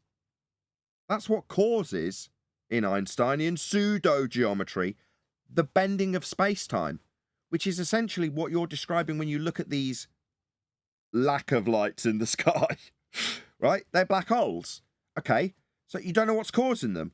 So what you're saying is Einstein doesn't actually know how this happens when he describes the uneven distribution of mass causing the bending of space-time. It sounds like she doesn't actually know what Einstein's claiming if she's going to say that they don't have a cause for something they are specifically describing as an over-exaggerated warping of a geodesic in space-time. That's what a black hole is. Don't know the cause? Why are you even talking to us then? Shouldn't you be parroting off Einstein's uneven distribution of mass cause? My God, why do I know more than she does? Did she say she didn't know the cause of black holes or gravitational waves? The two are one and the same thing when you're talking about the bent geodesic in space-time that is ascribed in Einsteinian's mechanics to black holes. Well, the claimed gravitational waves are based off of the bending of space and time via mass, causing a ripple effect, like you throw a stone into the water, and you know the way it is like a circular ripple effect comes out from the stone to meet the shore. That's what a gravitational wave is. So as far as a black hole goes, she surely well, she can't know the cause of them, but the claimed cause of them, because something there's no cause for something that doesn't exist. So, but the claimed cause of them is the implosion of a star. So it implodes on itself, more or less. Yeah, how about we go on, John? I was just going to say the thing is she's not going to Einstein because she's probably one of the quantum field theory proponents. So she's hodgepodge mismatched everything. And now she doesn't understand anything. Yeah, yeah. She's one of those ready to throw Einstein in the bin. I was just going to say that. Is that it's pairs of supermassive black holes that are spiraling around each other on their way to merging. When I say supermassive, I mean anywhere from 1 million to tens of billion times more massive than the sun. He has no idea how big they are. Every bit of assumption that was detailed earlier by Brian has to be employed for her to make that assertion. She hasn't got a clue. What's the size of the sun? Data released Exactly. How big's the sun? We ask daily. This month, it looks like that might not be the whole story, but there could be some new physics here that we... Physics? What an outrage. You're not dealing with physics. Physics is the physical and natural world. We're talking about natural science. She's asking about causal relationships, talking about physics. Bloody outrage. She does a stare and declare, and now she's talking about physics? Yep, what an outrage.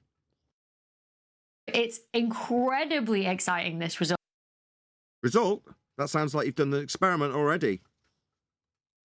Literally all me and my astrophysics colleagues can talk about. So first of all, if you're new here, hi, this is the channel where we dive into all of those astrophysics details, but hopefully keep it at a level that's accessible to everybody. In this video, we're going to chat about how the evidence for these gravitational waves has been found with evidence for pseudo bent geometry? No, I'm afraid not. Go on. Yeah. So right there, we're going to dumb this down a little bit because we don't want to get lost in my associates, our language. We're incredibly excited about this new find. Listen to the way that the people in universities talk down to people. Nothing has been proven. Everything is a presupposition. But we're so excited about this find, but we're going to dumb it down so you could understand it. But it's the latest rage among us. Oh, like I'm supposed to believe any of it. Timing arrays, how these gravitational waves are different to the ones detected by LIGO, the gravitational wave detector we have here on Earth, what the data shows us, why it's slightly different from what we'd expect for supermassive black holes orbiting each other, and when you presuppose orbital motion, presuppose what a black hole is, presuppose pseudo-geometry for the gravitational effect that you've already got a cause ascribed to in the geometry, when it's slightly different to all that. Establish fact that isn't actually correct and isn't giving you predictions, even though this isn't science and you couldn't call them scientific predictions anyway. I see. So it's kind of like everything that you thought was going to happen because you know wasn't right, but that's fascinating. It's all we can talk about, how wrong we were.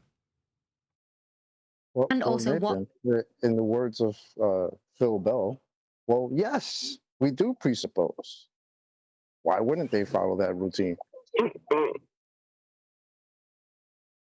are the new physics we could learn here? So let's start with how have they actually done this. We need to break down what is a pulsar timing array. So starting with pulsars, which are spinning neutron stars. These are dead stars made entirely of neutrons. They're She has no idea what these are. They're just lights in the Blinking sky. lights in the sky. Yep. She hasn't got a clue. Go on, whoever that is. No, you said it. I was just saying, yeah, blinking lights in the sky, big deal. Exactly. Formed in supernova from the cores of massive stars when they Total nonsense, heliocentric rhetoric. die. Gravity crushes in on the core of the star that was there before and So like a force crushing things. Quote, George Musa, Scientific American editor. Gravity is not a force, end quote. About someone a bit closer to home, Becky. Professor Brian Cox. Quote, there isn't really a force of gravity at all. What was that you were saying about it crushing things, Becky? You mean the bent geodesic in space-time in the 4D space-time geometry of Einstein? That's pseudo-geometry. Was that pseudo-geometry, space-time, bending, crushing things? Or are you just playing fast and loose with your nonsense rhetoric? I'd go with the latter. Fast and loose with nonsense rhetoric, where in this instance we need gravity, which is not a force, to crush things. Right, Becky? When I'm suffering a severe hangover, I can't move, and my body is numb. I definitely can feel gravity waves. How else do you describe that feeling just before you throw up? Yeah, that's the Royal Dalton swirl.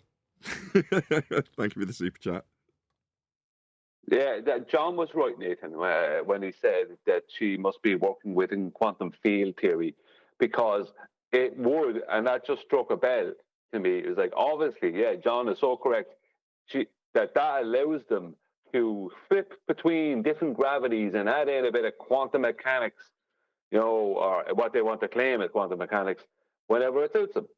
So it's like, you could be a swimmer who is also a rock climber, who is also, it's like, I can be all kinds of things. I can tell you I did all kinds of stuff.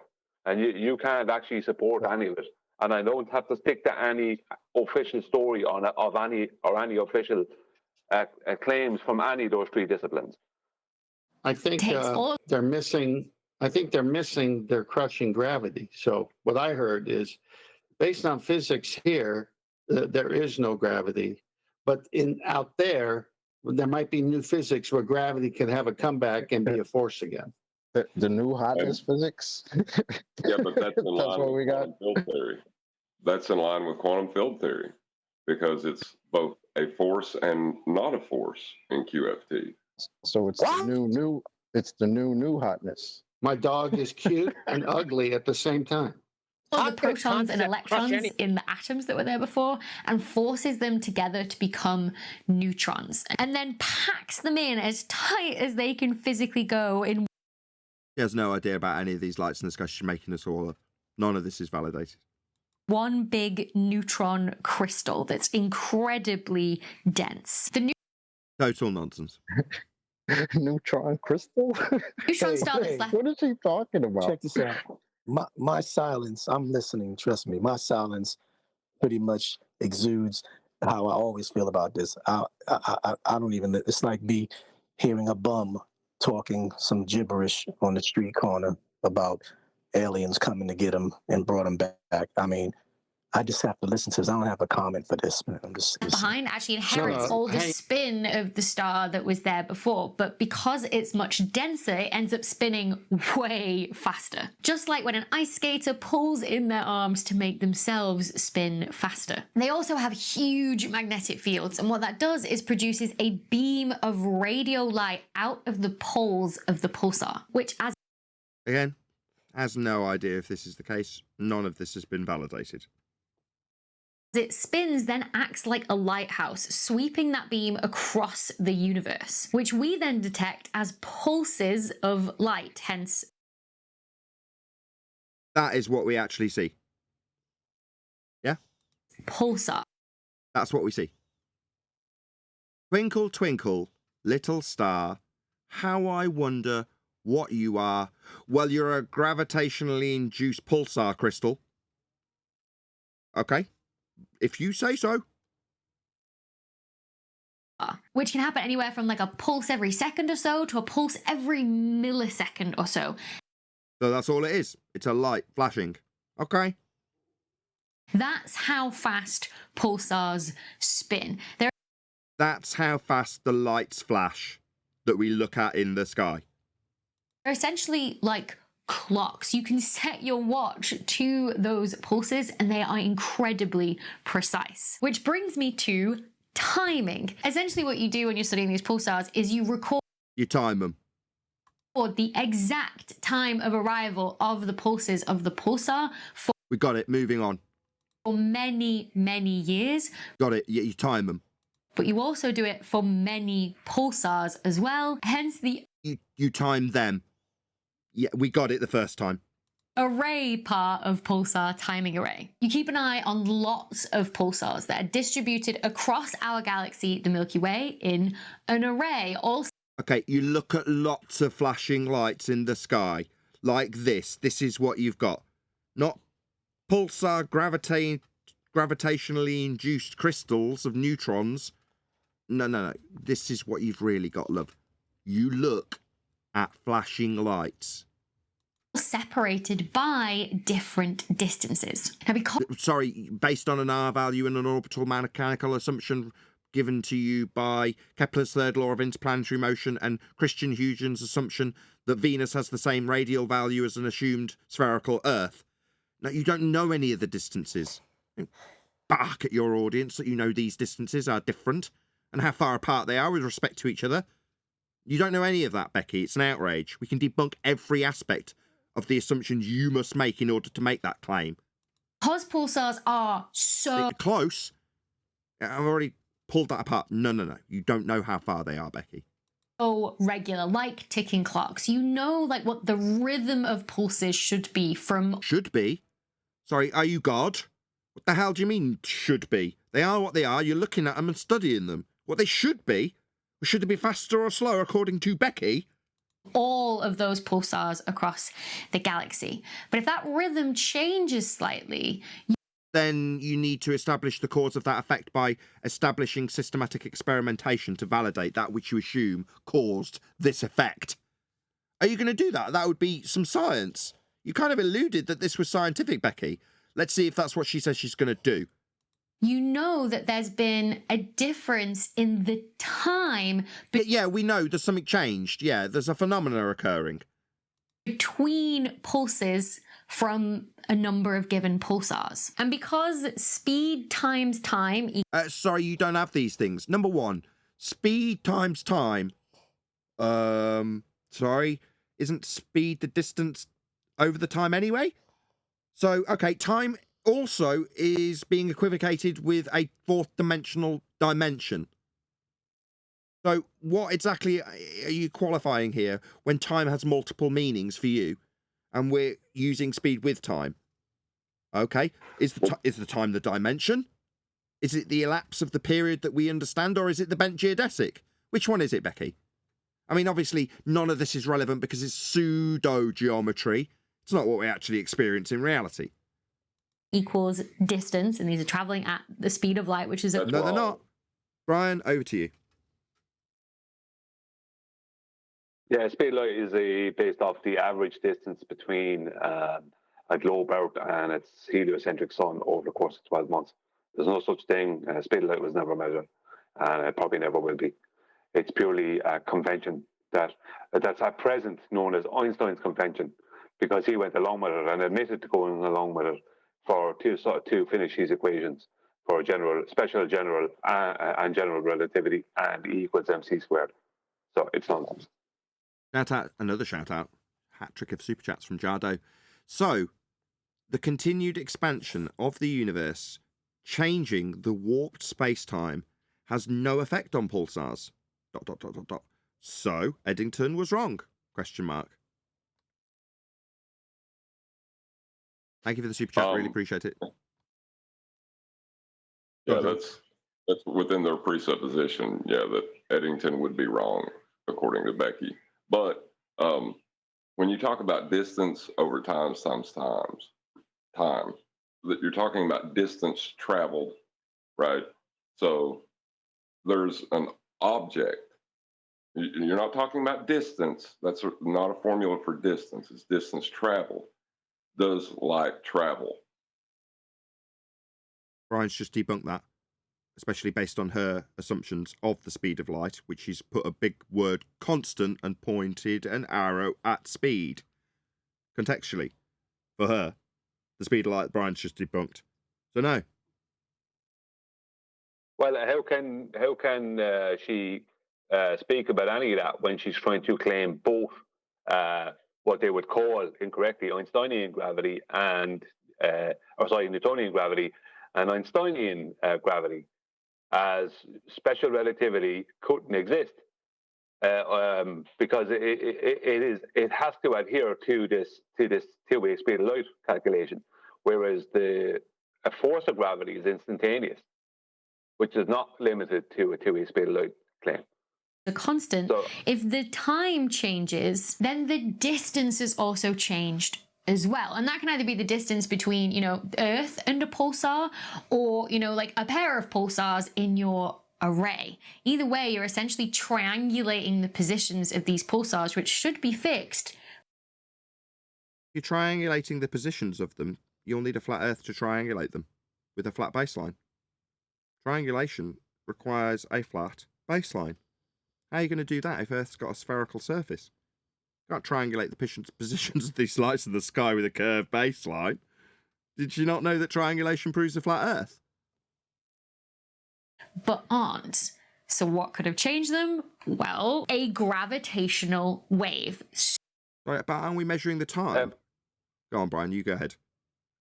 Yeah, the triangulation, the only way for them to do that is to use their equatorial plane at equinox, where the equatorial plane extends out into the celestial plane, making the plane a whole lot bigger. And then planes. Yeah. And then they'd have to, if they were going to measure using the globe Earth, then they'd have to use then afterwards the equatorial plane after that by adding the R value in. And there's a lot of flat Earth stuff she's talking about there that she's trying to make into a globe, a heliocentric model. Can't be done. I got 87 people watching. Please share the show. It'd be great to get over 100 people watching while we pull apart Becky's nonsense, pseudoscience, presuppositions, and reifications, together with her convolutions of things that are real with time, ascribed as a convention and as a dimension. Please share the show. Thank you very much for joining us live. Can I also mention that she's going to have to... Sorry, I was going to say, can I mention she's going to have to vary and manipulate the gravitational wave to prove it causes the effect she's talking about? Absolutely. She's never going to manipulate that which only exists in a pseudo-geometry. So, good point, in order for her to assert it as something physical. But as we point out when we ask the gravity question in housekeeping, there is no phenomena. Stretching and... Go on. I was going to say the distance traveled equation, right? If you accept the uncertainty principle, since it's been shown over and over again, you can know something's position, or you can know its speed, but you can't know both. And how are you going to use the distance over time's equation to figure out its location when you're talking about light? Can't. That's the problem with out-of-date, very ancient, 100-plus year rhetoric when it comes to heliocentrism. It simply doesn't comport with reality. Somebody smashed the share button. 90 people watching. So we can get past 100. Squashing space itself. Now, what, like a bent geodesic in pseudo-geometry? Yeah, we covered that, Becky. You drop it in subtly. I know that a big point of confusion for people that I've seen being discussed on social media is how are these gravitational waves that have been detected by pulsar timing arrays different to the ones that were detected back in 2017? The first ones that we ever detected with LIGO, a detector here on Earth that uses lasers pointed down kilometer-long arms to look for, again, Is it just me, or does this instrumentation prove Earth is flat also? Yeah, well, I mean, if you use triangles in the LIGO stations, it shows that the Earth has to be flat. Yeah, but what she's talking about there, LIGO went through an overhaul, right? And within a couple of days of the overhaul being over, It was a massive overhaul costing, I don't know, billions or something. And within just a couple of days, I think it actually was only within one day, but they say a couple of days on their website, they found gravitational waves. Whereas LIGO had been around for ages before they found nothing. But suddenly they found them all of a sudden. Just that change that should be in known. distance. So how is this different? Well, it's all to do with the size of your gravitational wave detector. So the separation between the things that you're measuring the distance of. I see. So it's really everything to do with the technology you're trying to find your presuppositional pseudo-dimension gravitational waves, not the phenomena that you're studying in the first instance. Your detection equipment, that's the thing that's got the most relevance. Your input to it. I see. Not at all suspicious. Can I just say, because I should have come in with this point earlier, but I couldn't get to the phone. When she brought up LIGO originally, about 5 minutes ago, LIGO is also the thing that's interferometry, right? That's also the thing they used as the claim for the proof of ether. So is she talking about grav-EC now? Is that what she's talking about? She is. Because the same thing is proving both. Gotcha. What you're saying is that in this particular example, it happens to contrast a flat Earth rhetoric not held by us in regards to the proof of ether. Yes, worthy of a note. Yeah, well, moving on. Just it wasn't actually, just so to point out as well, because this is important for the audience. That was originally ballers who used interferometry to prove ether, as they say. It was just adopted by flat earthers. For LIGO, it's pointing a laser down a big tunnel, reflecting it off a mirror and bouncing back again. That's around about 1 kilometer long, with perfectly flat. Yeah. So where we're told that things don't form flat, bend horizontal, pulled to the center of Earth with Newtonian concepts of gravity. In this instance, no, not at all. Look, right down the barrel, flat as a pancake, hits a mirror, comes straight back again in a straight line. Look how straight it is, right, Becky? It's proves flat Earth. Well, it's worse than that because the LIGO stations, there's a claimed drop between both ends of each arm, let's just say. So there should be a certain, I think it's like, is it 8 feet of drop from one end to the other or something like that of each 2.5 kilometer arm. But we're told that that drop can't be measured because you can't because drop is not an elevation change.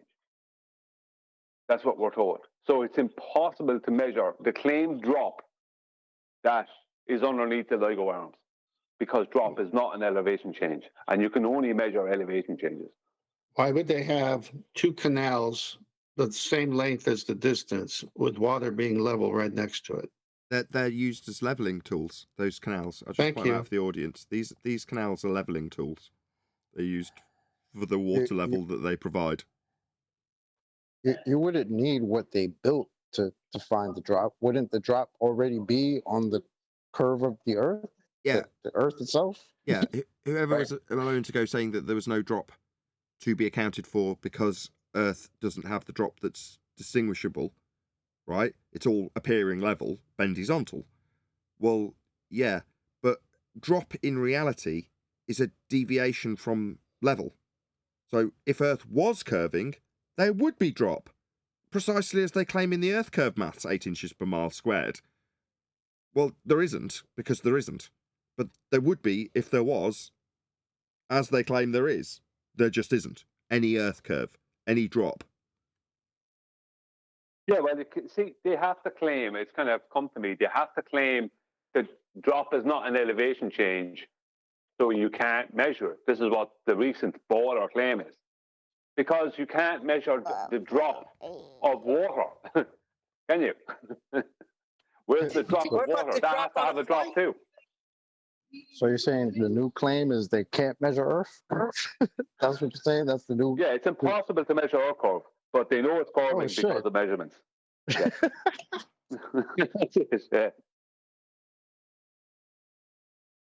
I mean, look at that, man. Look at that. Look at from one end to the other. I mean, not to disrupt what y'all saying, but just by showing this to my children.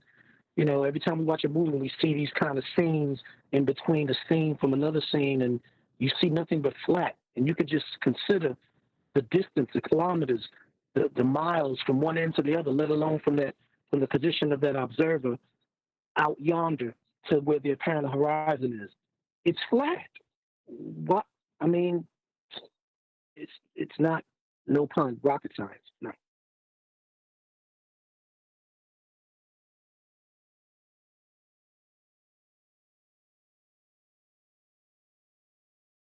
The pulsar timing array, it's literal light years separations between your pulsars. And that means you're sensitive to different frequencies of gravitational waves. For LIGO, they're much higher frequencies with wavelengths of around about tens of kilometers or so. And we Quick shout out to James Richard, also Jardo for gifting a load of memberships, but they took God's creation and did everything they could to make it their own.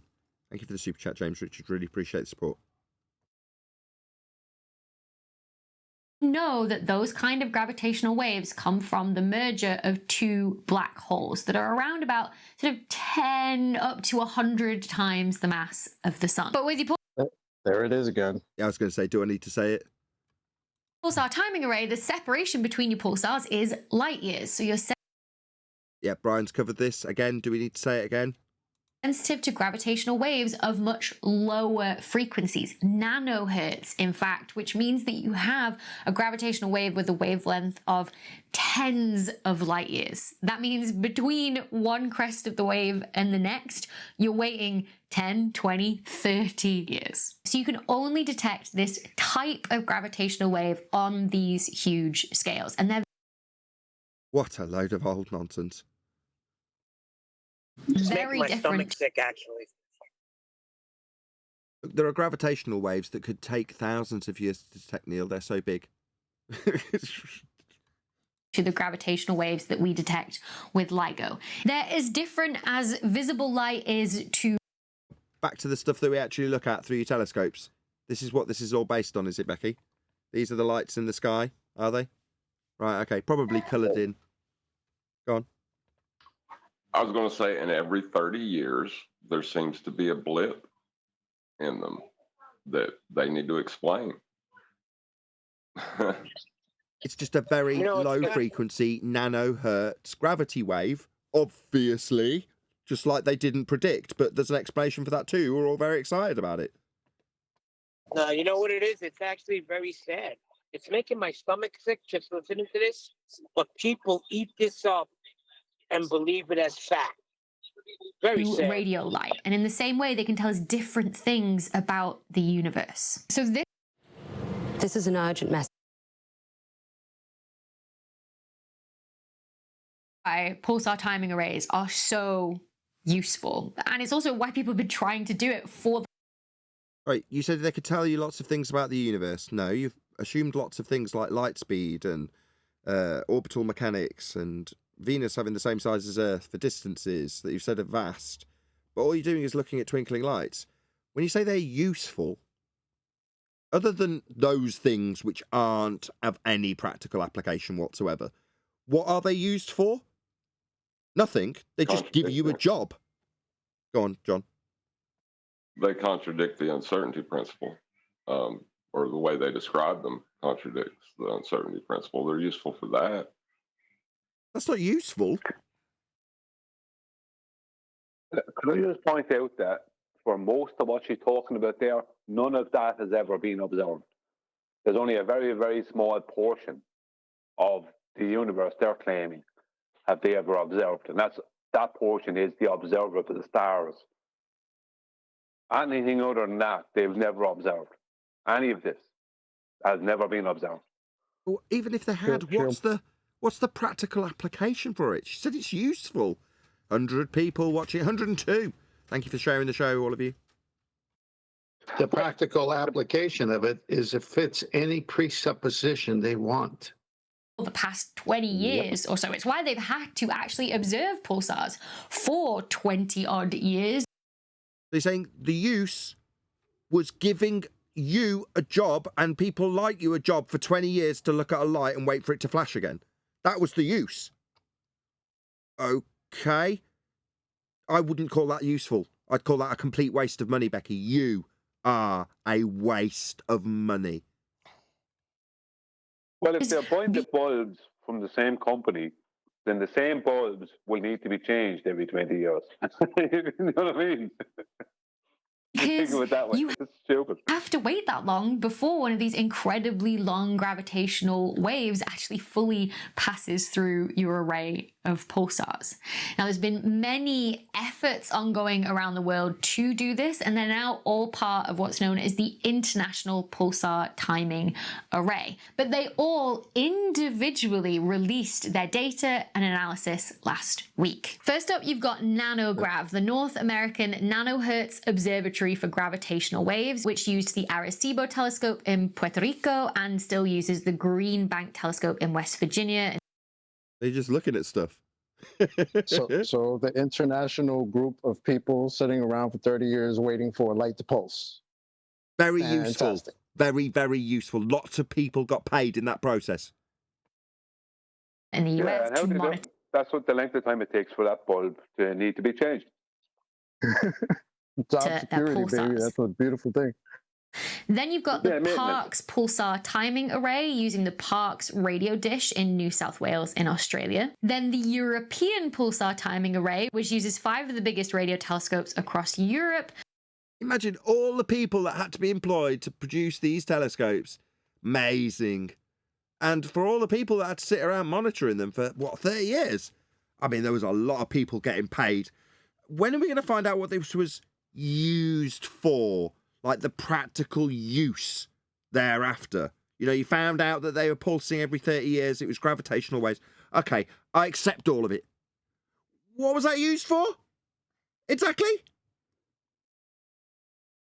Who combined their data already with the Indian Pulsar Timing Array, which uses the giant meter wave radio telescope in Western India.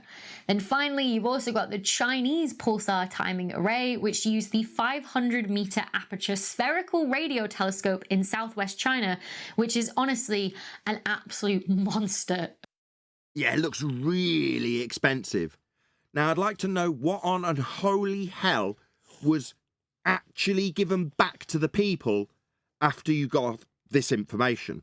Other than the people doing it, because you're saying it was really useful. Look at all the telescopes we built. Look at all the people involved that got paid to watch lights flash for 20 or 30 years. Now I want to know what the hell that did to progress humanity. How did it benefit us, Becky? Maybe you'll tell us in the next 25 seconds. Shout out to James Richard in the meantime, who says, do you guys hear all the science she references? This girl is out of her mind. As Jessie Lee Patterson would say, that's amazing. Thank you very much for the super chat. Really appreciate your support, James. Of a telescope. Now, they have all claimed to have found a gravitational wave background signal with. So that's what's happened. They've all claimed to detect a gravitational wave. Yeah, we know what they were built for and what they're doing. I want to know how this is bloody useful. Their pulsar Nathan, timing. Yes. Originally, when I was looking at Einstein's relativity, I started calling space-time light time, because basically what they're talking about is they're talking about receiving, detecting a gravitational wave after a certain length of time, and also observing a pulse. It's kind of like the light was brought, because in his general relativity, light, the two-way speed of light, and this is why at one time, this is why they also call big G, like someone like Dr. Becky would call big G equal to the two-way speed of light, because gravitational waves and their claim about the speed of light both move at 671 million miles per hour through the universe. So what they're claiming is that they're observing the pulse via gravity, a detection of gravitational waves, and that it took this length of time for their observation of the pulse to get there. So, and the reason for that is because they detect the gravitational waves which move at the same speed as the light, or the same rate as light through the universe. Do you understand what they're doing? Yes. I really Hold on, just a quick shout out to James Richard again. It says the video should be titled "How to Detect Something That's Not Real." Yeah, right on, James. Go ahead. Sorry, 110 people watching. Please share the show. Thank you for joining us. Now, I was just gonna say, I'm really curious to see that these two black holes merging, like a fusion of black holes in the blackness of space. I want to see that. Where do they get that from? Wouldn't that just Maybe them in be like two LIGO. black spots or big black spot? Like they can't even see anything. It's just black. It's a red dwarf skit. No. Thing about a black hole, right? Your black hole color, your basic color of a black hole is that it's black. And the thing about the space, your space color, your basic color of space, is that it's black. So how are you supposed to see him?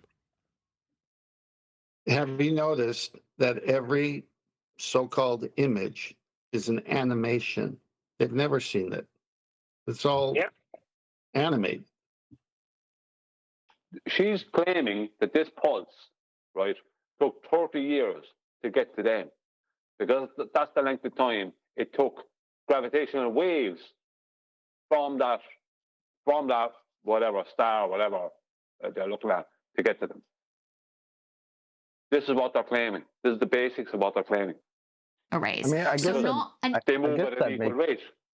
Well, I guess that sort of makes sense in the way they tell us that, you know, the light from these stars are taking, you know, light years to get to your eyes, like giant Kamehameha waves flying through the vacuum of space coming to your face.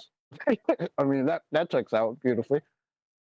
Yeah, well, if they can detect gravitational waves, I don't know how they're doing this, because 30 years ago they supposedly couldn't detect gravitational waves, but they've been able to detect them since, I don't know, a couple of years ago. And that means that 30 years ago, these gravitational waves started bringing the light to them for them to observe the pulse, because they wouldn't be able to observe the pulse because they're adhering to a two-way speed light calculation. So the pulse they're seeing now had to have happened 30 years ago. Well, listen, it's obvious. This is their mindset. Go on. It's obvious Hollywood got it, because in the movie Interstellar, Matthew McConaughey came back and his daughter was his grandmother. Come on now. An individual cataclysmic event like what LIGO detects with, you know, the merger of two black holes. Instead, they've got evidence for sort of like a hum, or like a general symphony of just many gravitational waves of these very long wavelengths that could be coming from many different sources. It's an incredible achievement. Could be. That sounds very vague. Could be. An incredible achievement, but could be coming from different sources. This is garbage. Again, practical application, advanced humanity with the following technology. No, just employ people to come up with these conclusions that might be right. How wonderful. Can I ask a question? No. Go ahead, Don't you Nick. have to have gravity to have gravity waves? Yeah. They've proven gravity over she's this not. last video she's made? New But physics. we're talking about gravitational waves? New physics. They don't have it here with the current physics, but with new physics, someday they might have it. It's the new hotness. We got the old and busted, the new hotness, and now we got the new hotness. Isn't it wonderful? Yeah, the Coming light out from with the iPhone pulsar. 15. The light from the pulsar surfed for 30 years to get to them. That's what happened. Gravitational waves. Gnarly. Like Silver Surfer. Yeah, Silver Surfer. Yeah, Silver Surfer. Yeah, exactly. Yeah. Another shout out to James Richard, who says, just as the show is rounding out, just say the word black hole and then quickly show some CGI. Razzle bedazzle. Thank you very much indeed for the super chat, James Richard. Stay tuned if you're watching on an after show.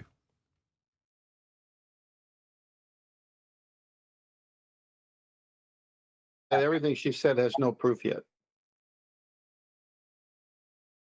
Yet. But it's coming. Is DJ One Deck in Discord? Yes. Can I ask him something? No, I'm going to go in no. No. DJ One Deck, you there?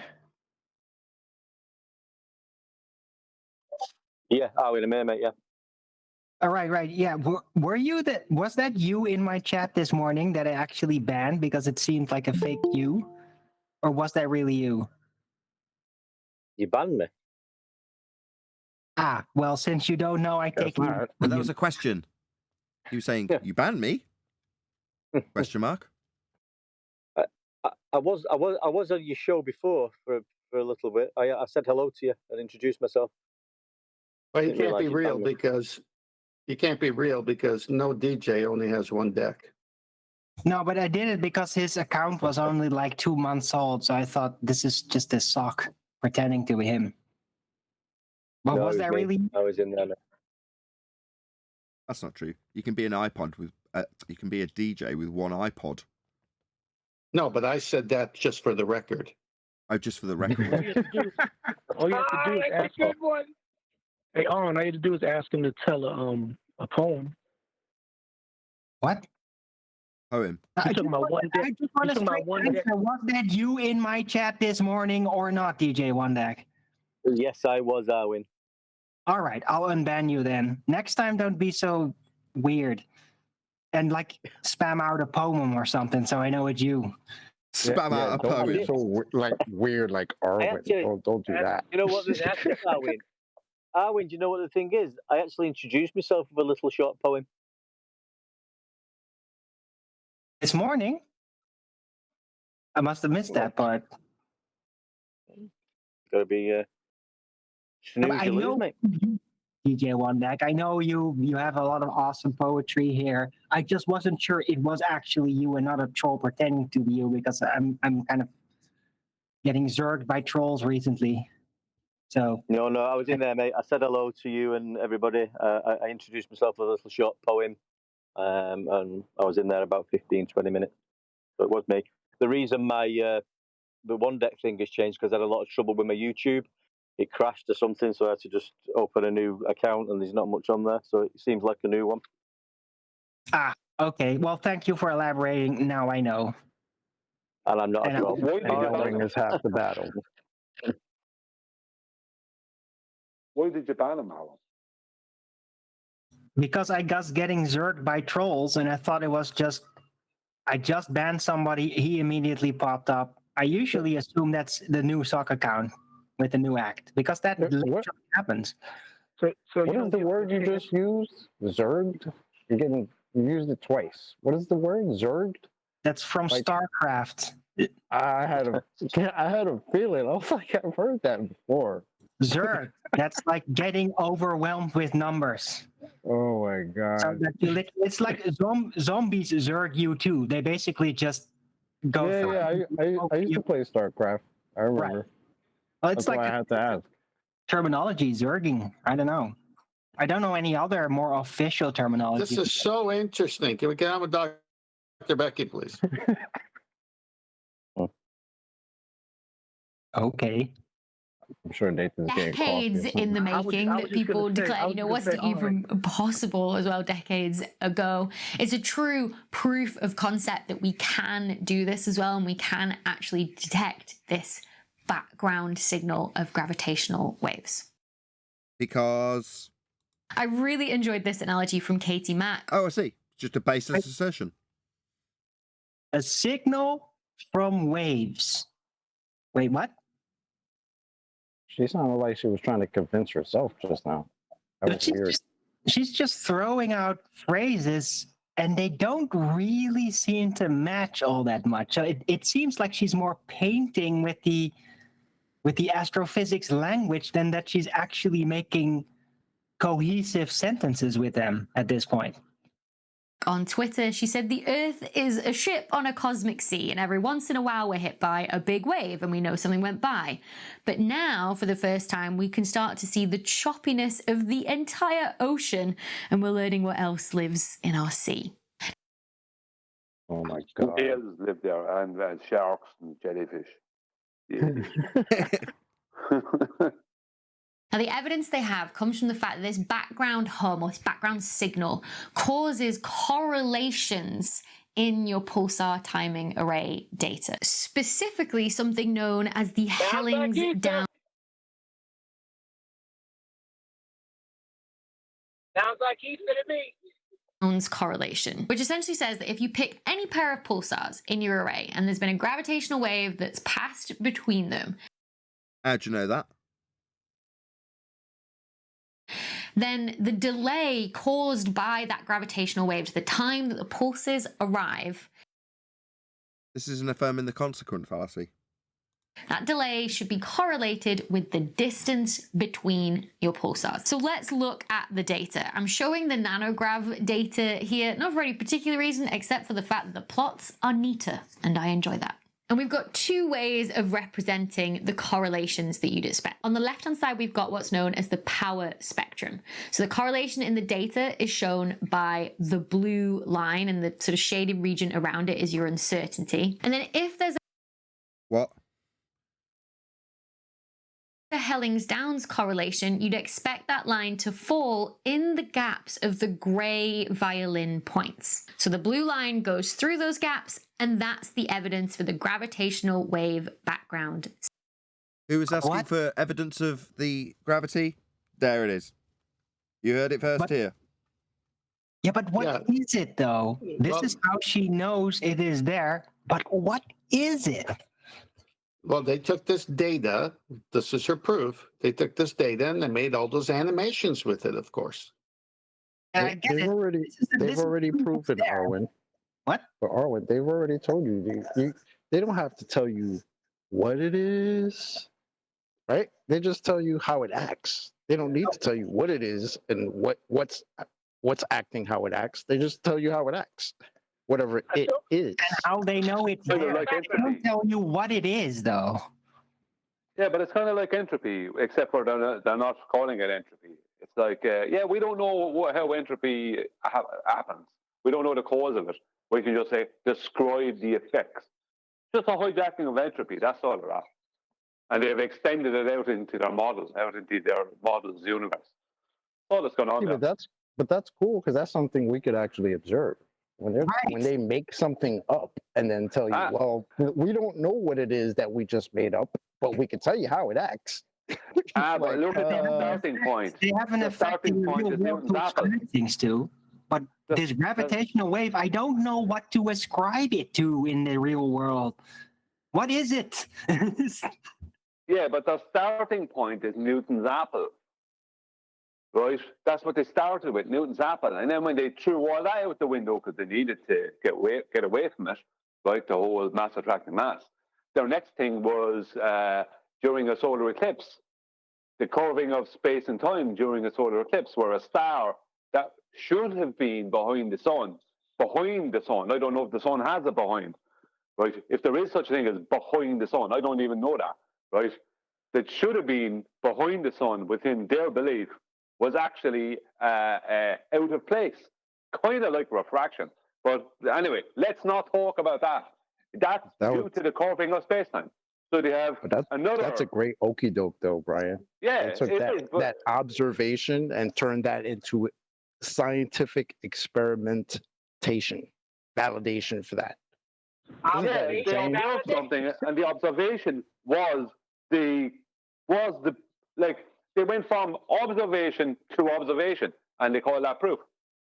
But how can you have proof of something when you don't say or know what it is? So it's the gravitational. Because Einstein told them that before. No, but he didn't. But is the gravitational wave, is that like the wave in which the information is spreading among people as knowledge? Is it an information wave? That's not what gravitational wave is. Gravitational wave is when a mass, right, whatever that is, which is inertia. When inertia, right, bends space, right, which is a description, and time, which is a concept, then this causes a ripple effect throughout the universe. And that is just like dropping a stone into a pond, and you see that ripple out from the stone, and it reaches eventually reaches the shoreline. Well, if we're the shoreline, which we're not in that scenario because we're just out in the middle of this pond, and that's why special relativity has space as a flat plane. Right, this is what they keep mixing up. Space is a flat plane within special relativity. So this wave goes out, and eventually this ripple effect will hit anything that's within that pond. That's what a gravitational wave can I do. understand how it is like the ripple in the pond, but can you now not give an example as to how it works, but an actual example of where it is? What is the thing itself? The way the ripple, in the real world. Oh, it's the lights. That, It's the 30-year delay between the lights, Arwen. She's gone through that. Oh. Say that again, Nathan. Gone through the 30-year delay that they have to sit around with the really expensive telescopes being paid to figure out that you've got a gravitational wave being detected. Well, once you know, once you know that, then you can start ascribing it as the cause of things, Arwen. Yeah, but that's still only the knowledge of it. I still don't know what the actual phenomenon is. There's another quandary. How did they wait 30 years to detect something that they've only detected in recent years? What were they detecting 30 years ago when they only detected it now? There's one more line on this plot, it's this black dash line, but I'll get back to that in a second. First, let's look at the right-hand side. Here on the x-axis, you've got that separation of your pulsars against how strong the correlation is in that time delay. And it's plotted for many different pairs of pulsars at different separations. The data, again, is shown in the blue points. Now, the black dash line shows the shape that you'd expect from the Why would we be expecting it? Hellings-Downs correlation. And it's a pretty good fit, and it's yet more evidence for... Pretty good fit? What are you talking about? All these lines that she's saying on this bar are deviation points. Yeah? So this point is deviated in terms of the measurements between this point and this point. Right? So what about this point out here? How does that sit on your 15-year result? It doesn't plot... If I look at these, right, knowing that these are all various points and you've just taken the midpoint for each measurement and then plotted that single point, right? She's talking about the probability. Well, this is the distribution of it along this line. But how does this correlate to the wave she's drawn behind it? Even if I analyse it outside the purview of it being physics and just within the mathematical description she's just given us, this doesn't form a bloody wave. None of the dots correlate with your wave. Some of them are a mile off. So what the hell? This means nothing. You're telling me that your stupid idiots that sit in front of telescopes have extrapolated out these dots on their median points to correlate as being a wave over 15 years? It doesn't match, Becky. A blind man could see that. They're nowhere near. Maybe they're getting a wave pattern out of it, like the diffraction pattern, right? That's my point. They're not getting a wave pattern. She's drawn a wave on there, but the points that are averages do not match with that wave. Okay, but I mean, it might be close enough, right? Within margin of error, like 10%. Or that gravitational wave background signal. It wasn't just Nanograv that saw this though. All the other pulsar timing array collaborations saw this to varying different levels of significance and sort of good fit. So I see. Very useful. So they're all looking at it. And that was practically applied to my general day-to-day life with what? Because bearing in mind with things like quantum mechanics or medicine, science is applied to these things and then they benefit humanity. Other than lining your bloody pockets and erecting giant dishes, how has this been practically applied? So here's the Parkes pulsar timing array data. Here's the European and the Indian pulsar. That doesn't look like it matches the wave either. This is nowhere near this point up here. Miles away. Yeah? Neither's this point. None of these points match. What the hell? This is miles off, Becky. But if you just think of it as maybe she just thought of it, and that's good enough. It doesn't actually have to match. Just the idea of it was so brilliant that she's just assuming that. Is it just me? This is an arbitrarily drawn wave, as far as I can tell from the points of data that are averages to begin with. Right. But you could think of it as a wave, apparently. If you're Dr. Becky. It's not, though. Timing array data combined, and then the Chinese pulsar timing array data. And we won't cover it for a third time. now just a little side note, because I've got some gossip for you all, right? So apparently in the collaborations themselves, there was a little bit of a disagreement between people on what threshold they should pick before declaring that this result was statistically significant. I see. How broad should the Texas sharpshooter fallacy, if I could say it, be? Yeah? There was some disagreements about how wide the net should be thrown. Right, Becky? The result had a very low probability of, just being randomness in the data. So, while on one hand, it could be the gravitational wave affecting us all, sometimes crushing things. On the other hand, it could just be statistically insignificant. Could be meaningless. Could mean nothing. I see. That's a pretty wide discrepancy between these two viewpoints of people sat around being paid. So when I say what's the practical application for this, in reality, we're nowhere near this being useful. In fact, the people disseminating don't even agree. Why are you being paid? That number or threshold is... Those people, those colleagues of Becky there, kind of agree with you. Like, yeah, that's not a wave. I think that's what you just mentioned. Like, yeah, they don't think it's a wave either. So you're not the only one, Nathan. Meanwhile, they're getting paid, they're building big dishes, they're not giving us anything back in return other than heliocentric rhetoric. Is this what we pour our money into? Is this what taxpayers' money just gets poured into? Ad nausea. I just keep pouring money into them. Well, what are they doing? Well, they're telling us about gravitational waves. Oh, they are. Are they proving them? Oh, absolutely. On the other hand, it could be statistically insignificant. I see. So what's the end result of it? Did we develop maybe some advanced computers from this or something? Oh, no. No, this has literally given us nothing other than their waffle. That's literally all we have to show for it. And they don't even agree with each other. I mean, they'll show you some statistical data points and their mean averages plotted on a graph that doesn't look anything like a wave and then argue about it amongst themselves. That's what they're achieving with their $1 billion worth of telescopes. Referred to as sigma, the Greek letter. Yes. Just quickly. No, what John said earlier is the most pertinent point. Her and her colleagues are probably working within quantum field theory.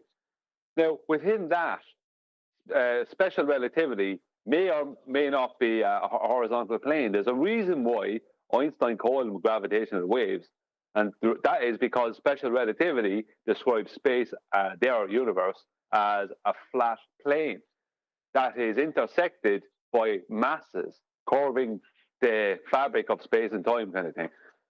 Right? So they're looking for gravitational waves, but they're working within a paradigm that is outside the purview of what Einstein laid out.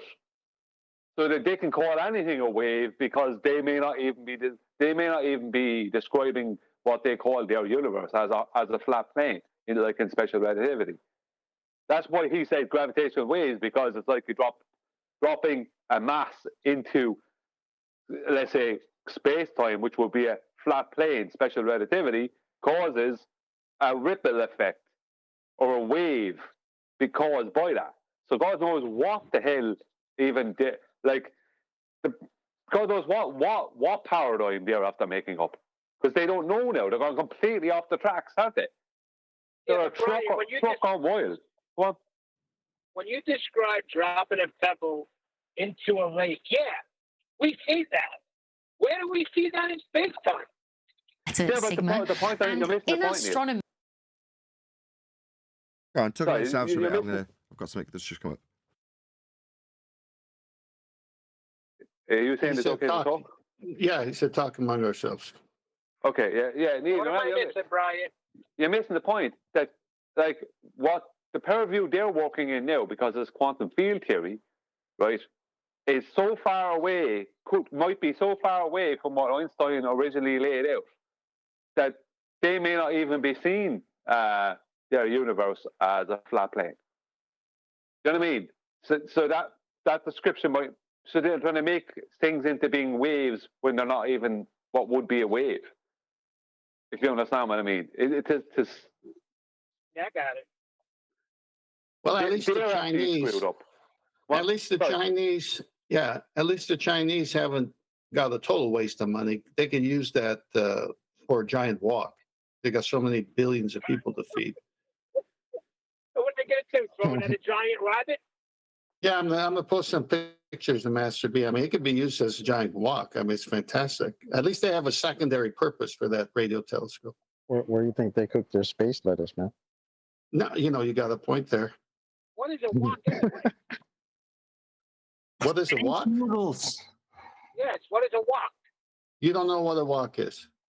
Yeah, it's a giant. He's Italian. It's a domed pan. It's a cooking pan. it's not. Dome shape, right? You don't know what a walk is. It's the opposite of. Let me It's the finish opposite my of running. joke. A walk is what you throw at a rabbit. Yeah, and it's the opposite of running. Alrighty then.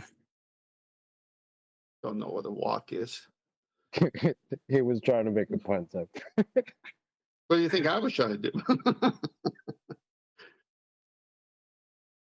Yeah, so she admits, that the guy at JPL came in with a different viewpoint about. And the guy said, George Robank says, we didn't hear anything or see anything. Yeah, but I did. Oh, was that part of the gossip she was talking about? No, Yeah, I'm just there's saying, some like, gossip. some of them agree with this outcome and the other ones, have this outcome. They're laughing all the way to the bank, these people. No, they're walking to the bank, not running. I'm walking over here. It's too funny, man. This whole video is crazy. I mean, it's like, I got nothing for this. We all disagree. But, man, we're all excited among ourselves. We've been waiting for 30 years, and we just got something.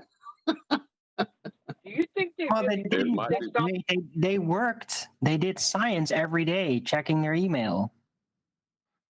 Well, it's interesting too, because after 30 years of not getting anything, because that's the reason they built those LIGO detectors, were to get gravitational waves, 30 years of not getting anything, I'm sure their funding was being called into question when they discovered these new phenomena. There we go. I love it. I love it. Me, we use the threshold 3 sigma. So something has a 1 in 400 chance of just being randomness in your data. If your statistical significance is over 3 sigma, you're like, yep, I got my result. I can claim that that's real. Whereas in particle physics, they have a higher threshold. You have to reach what's known as 5 sigma. So a 1 in 2 million chance that it could just be randomness in your data that's created your signal. And apparently there was a lot of disagreement about whether they should wait for 3 sigma or for 5 sigma, because... Is she describing a real scale? Listen, where you have a 1 in scale 2 to million. determine what is real. That's what you just said, right? Am I bugging? No, it's not a statistical anomaly, right? She just admitted that's all statistics, and the difference between the 3 and the 5 million is 1 in whatever million, she said. I can't remember now. Chance. We're back to chance, not discovery, not experimentation. Because the nanograv result was at 4 sigma significance. So a 1 in 20,000 chance that the signal they've detected is just randomness in their data. Okay. Yep. So the randomness is 1 in 20,000 or 1 in millions, but if it was a cause and effect experiment, you would know, you wouldn't be guessing. So take from that what you will. But, We did. I think of it that it's statistical analysis and it has nothing to do with science. That's what I think. I'm an astrophysicist. I'm a 3 Sigma gal, so I thought it was great to see the detection of this signal in the data. Of course, the big question is, what is actually causing this background hum of gravitational waves across the universe that we're detecting? So not the uneven distribution of mass as described by Einstein, then we've got to question this. His cause isn't good enough, eh, Becky? Yeah, no, but what causes this thing that could just be statistical randomness, right? But it might not be. So what causes with these pulsar timing arrays? Well, let's go back to that black dash line that I ignored before on the left-hand side of this plot. This is what you'd expect the correlation in the data to look like if this background hum is due just to pairs of supermassive black holes spiraling around each other. And what TV has great sound quality? Curry's expert Tony really loves the Sony A84L. So if that's the case, the data in the blue shaded region should be close to the black dashed line, which for lower frequencies, it is. But above tens of nanohertz or so, they start to move away from each other, and all of a sudden that doesn't look to be a good fit. Yeah, if it was a good fit, that doesn't mean that you can decide that that is reality. Because if it fits this black line, it's two supermassive black holes in a heliocentric assumption. Bollocks, Becky. Bollocks.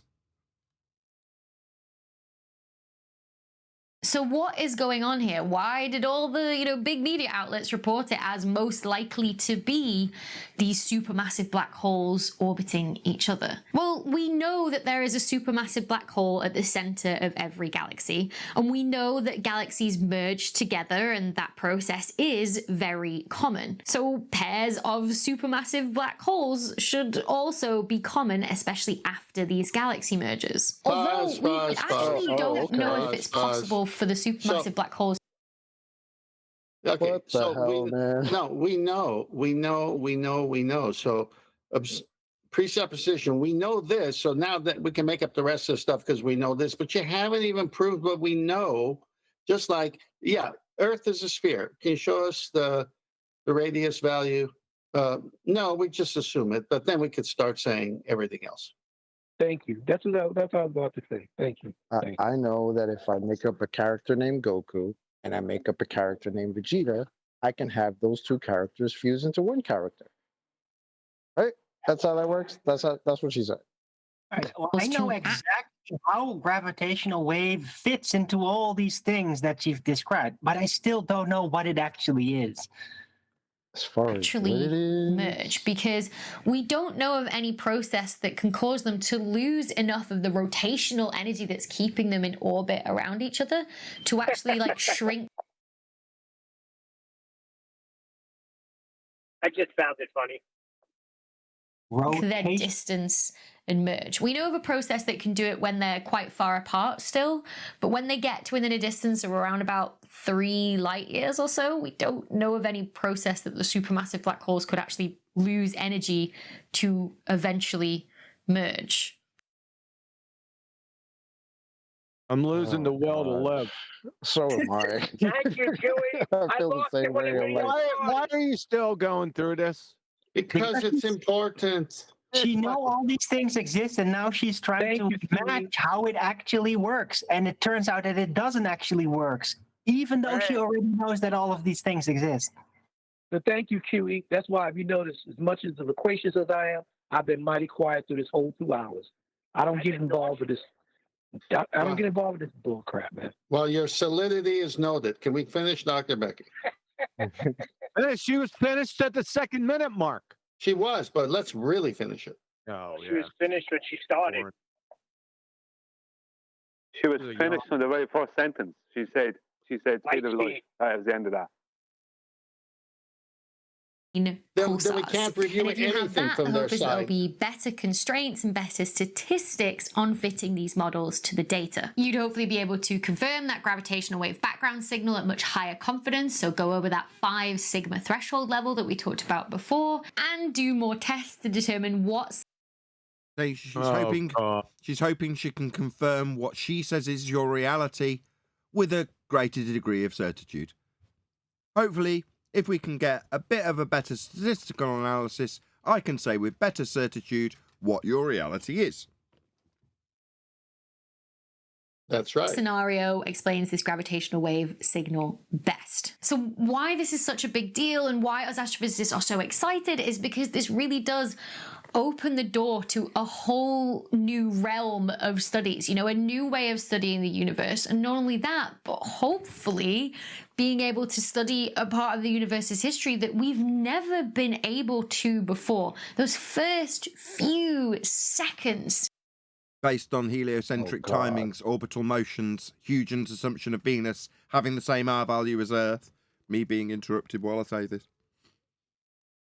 Of the universe's life that we know so little about. If you know so little about it, why are you working out with statistical certitude what you're going to declare is reality to the general public, Becky? Really only going off what our theoretical models can tell us. But either way, it's either going to be down to these supermassive black hole binaries, in which case we're going to learn so much about how supermassive black holes and galaxies form and evolve together, and which came first, the galaxy of stars or the supermassive black hole and the galaxy of stars formed around it. Or we're going to learn some brand new physics in the next couple of years. Distance between Earth and a pulsar, or it can be the distance between You can two stop pairs. it. You can stop it. This is her outtake of her, bloopers. It's over with the last statement. So yeah, thank the Lord. Yeah, very embarrassing for them. Very embarrassing for them because Nathan and the panel tore it apart, and they're just making stuff up just to get to the very few seconds when this baby universe came out of the womb. And it opens up a whole new realm into a whole new international group of motherfuckers standing around looking into telescopes for 30 years waiting for a light to pulse. Yes. right. And whenever you show that the delusion you had is false, you don't get rid of the old delusion. You just invent a new delusion so that other people can have jobs, Chocolate. You do understand now. That's what I heard. All because of that doggone poem. Twinkle, twinkle, little star, how I wonder what you are.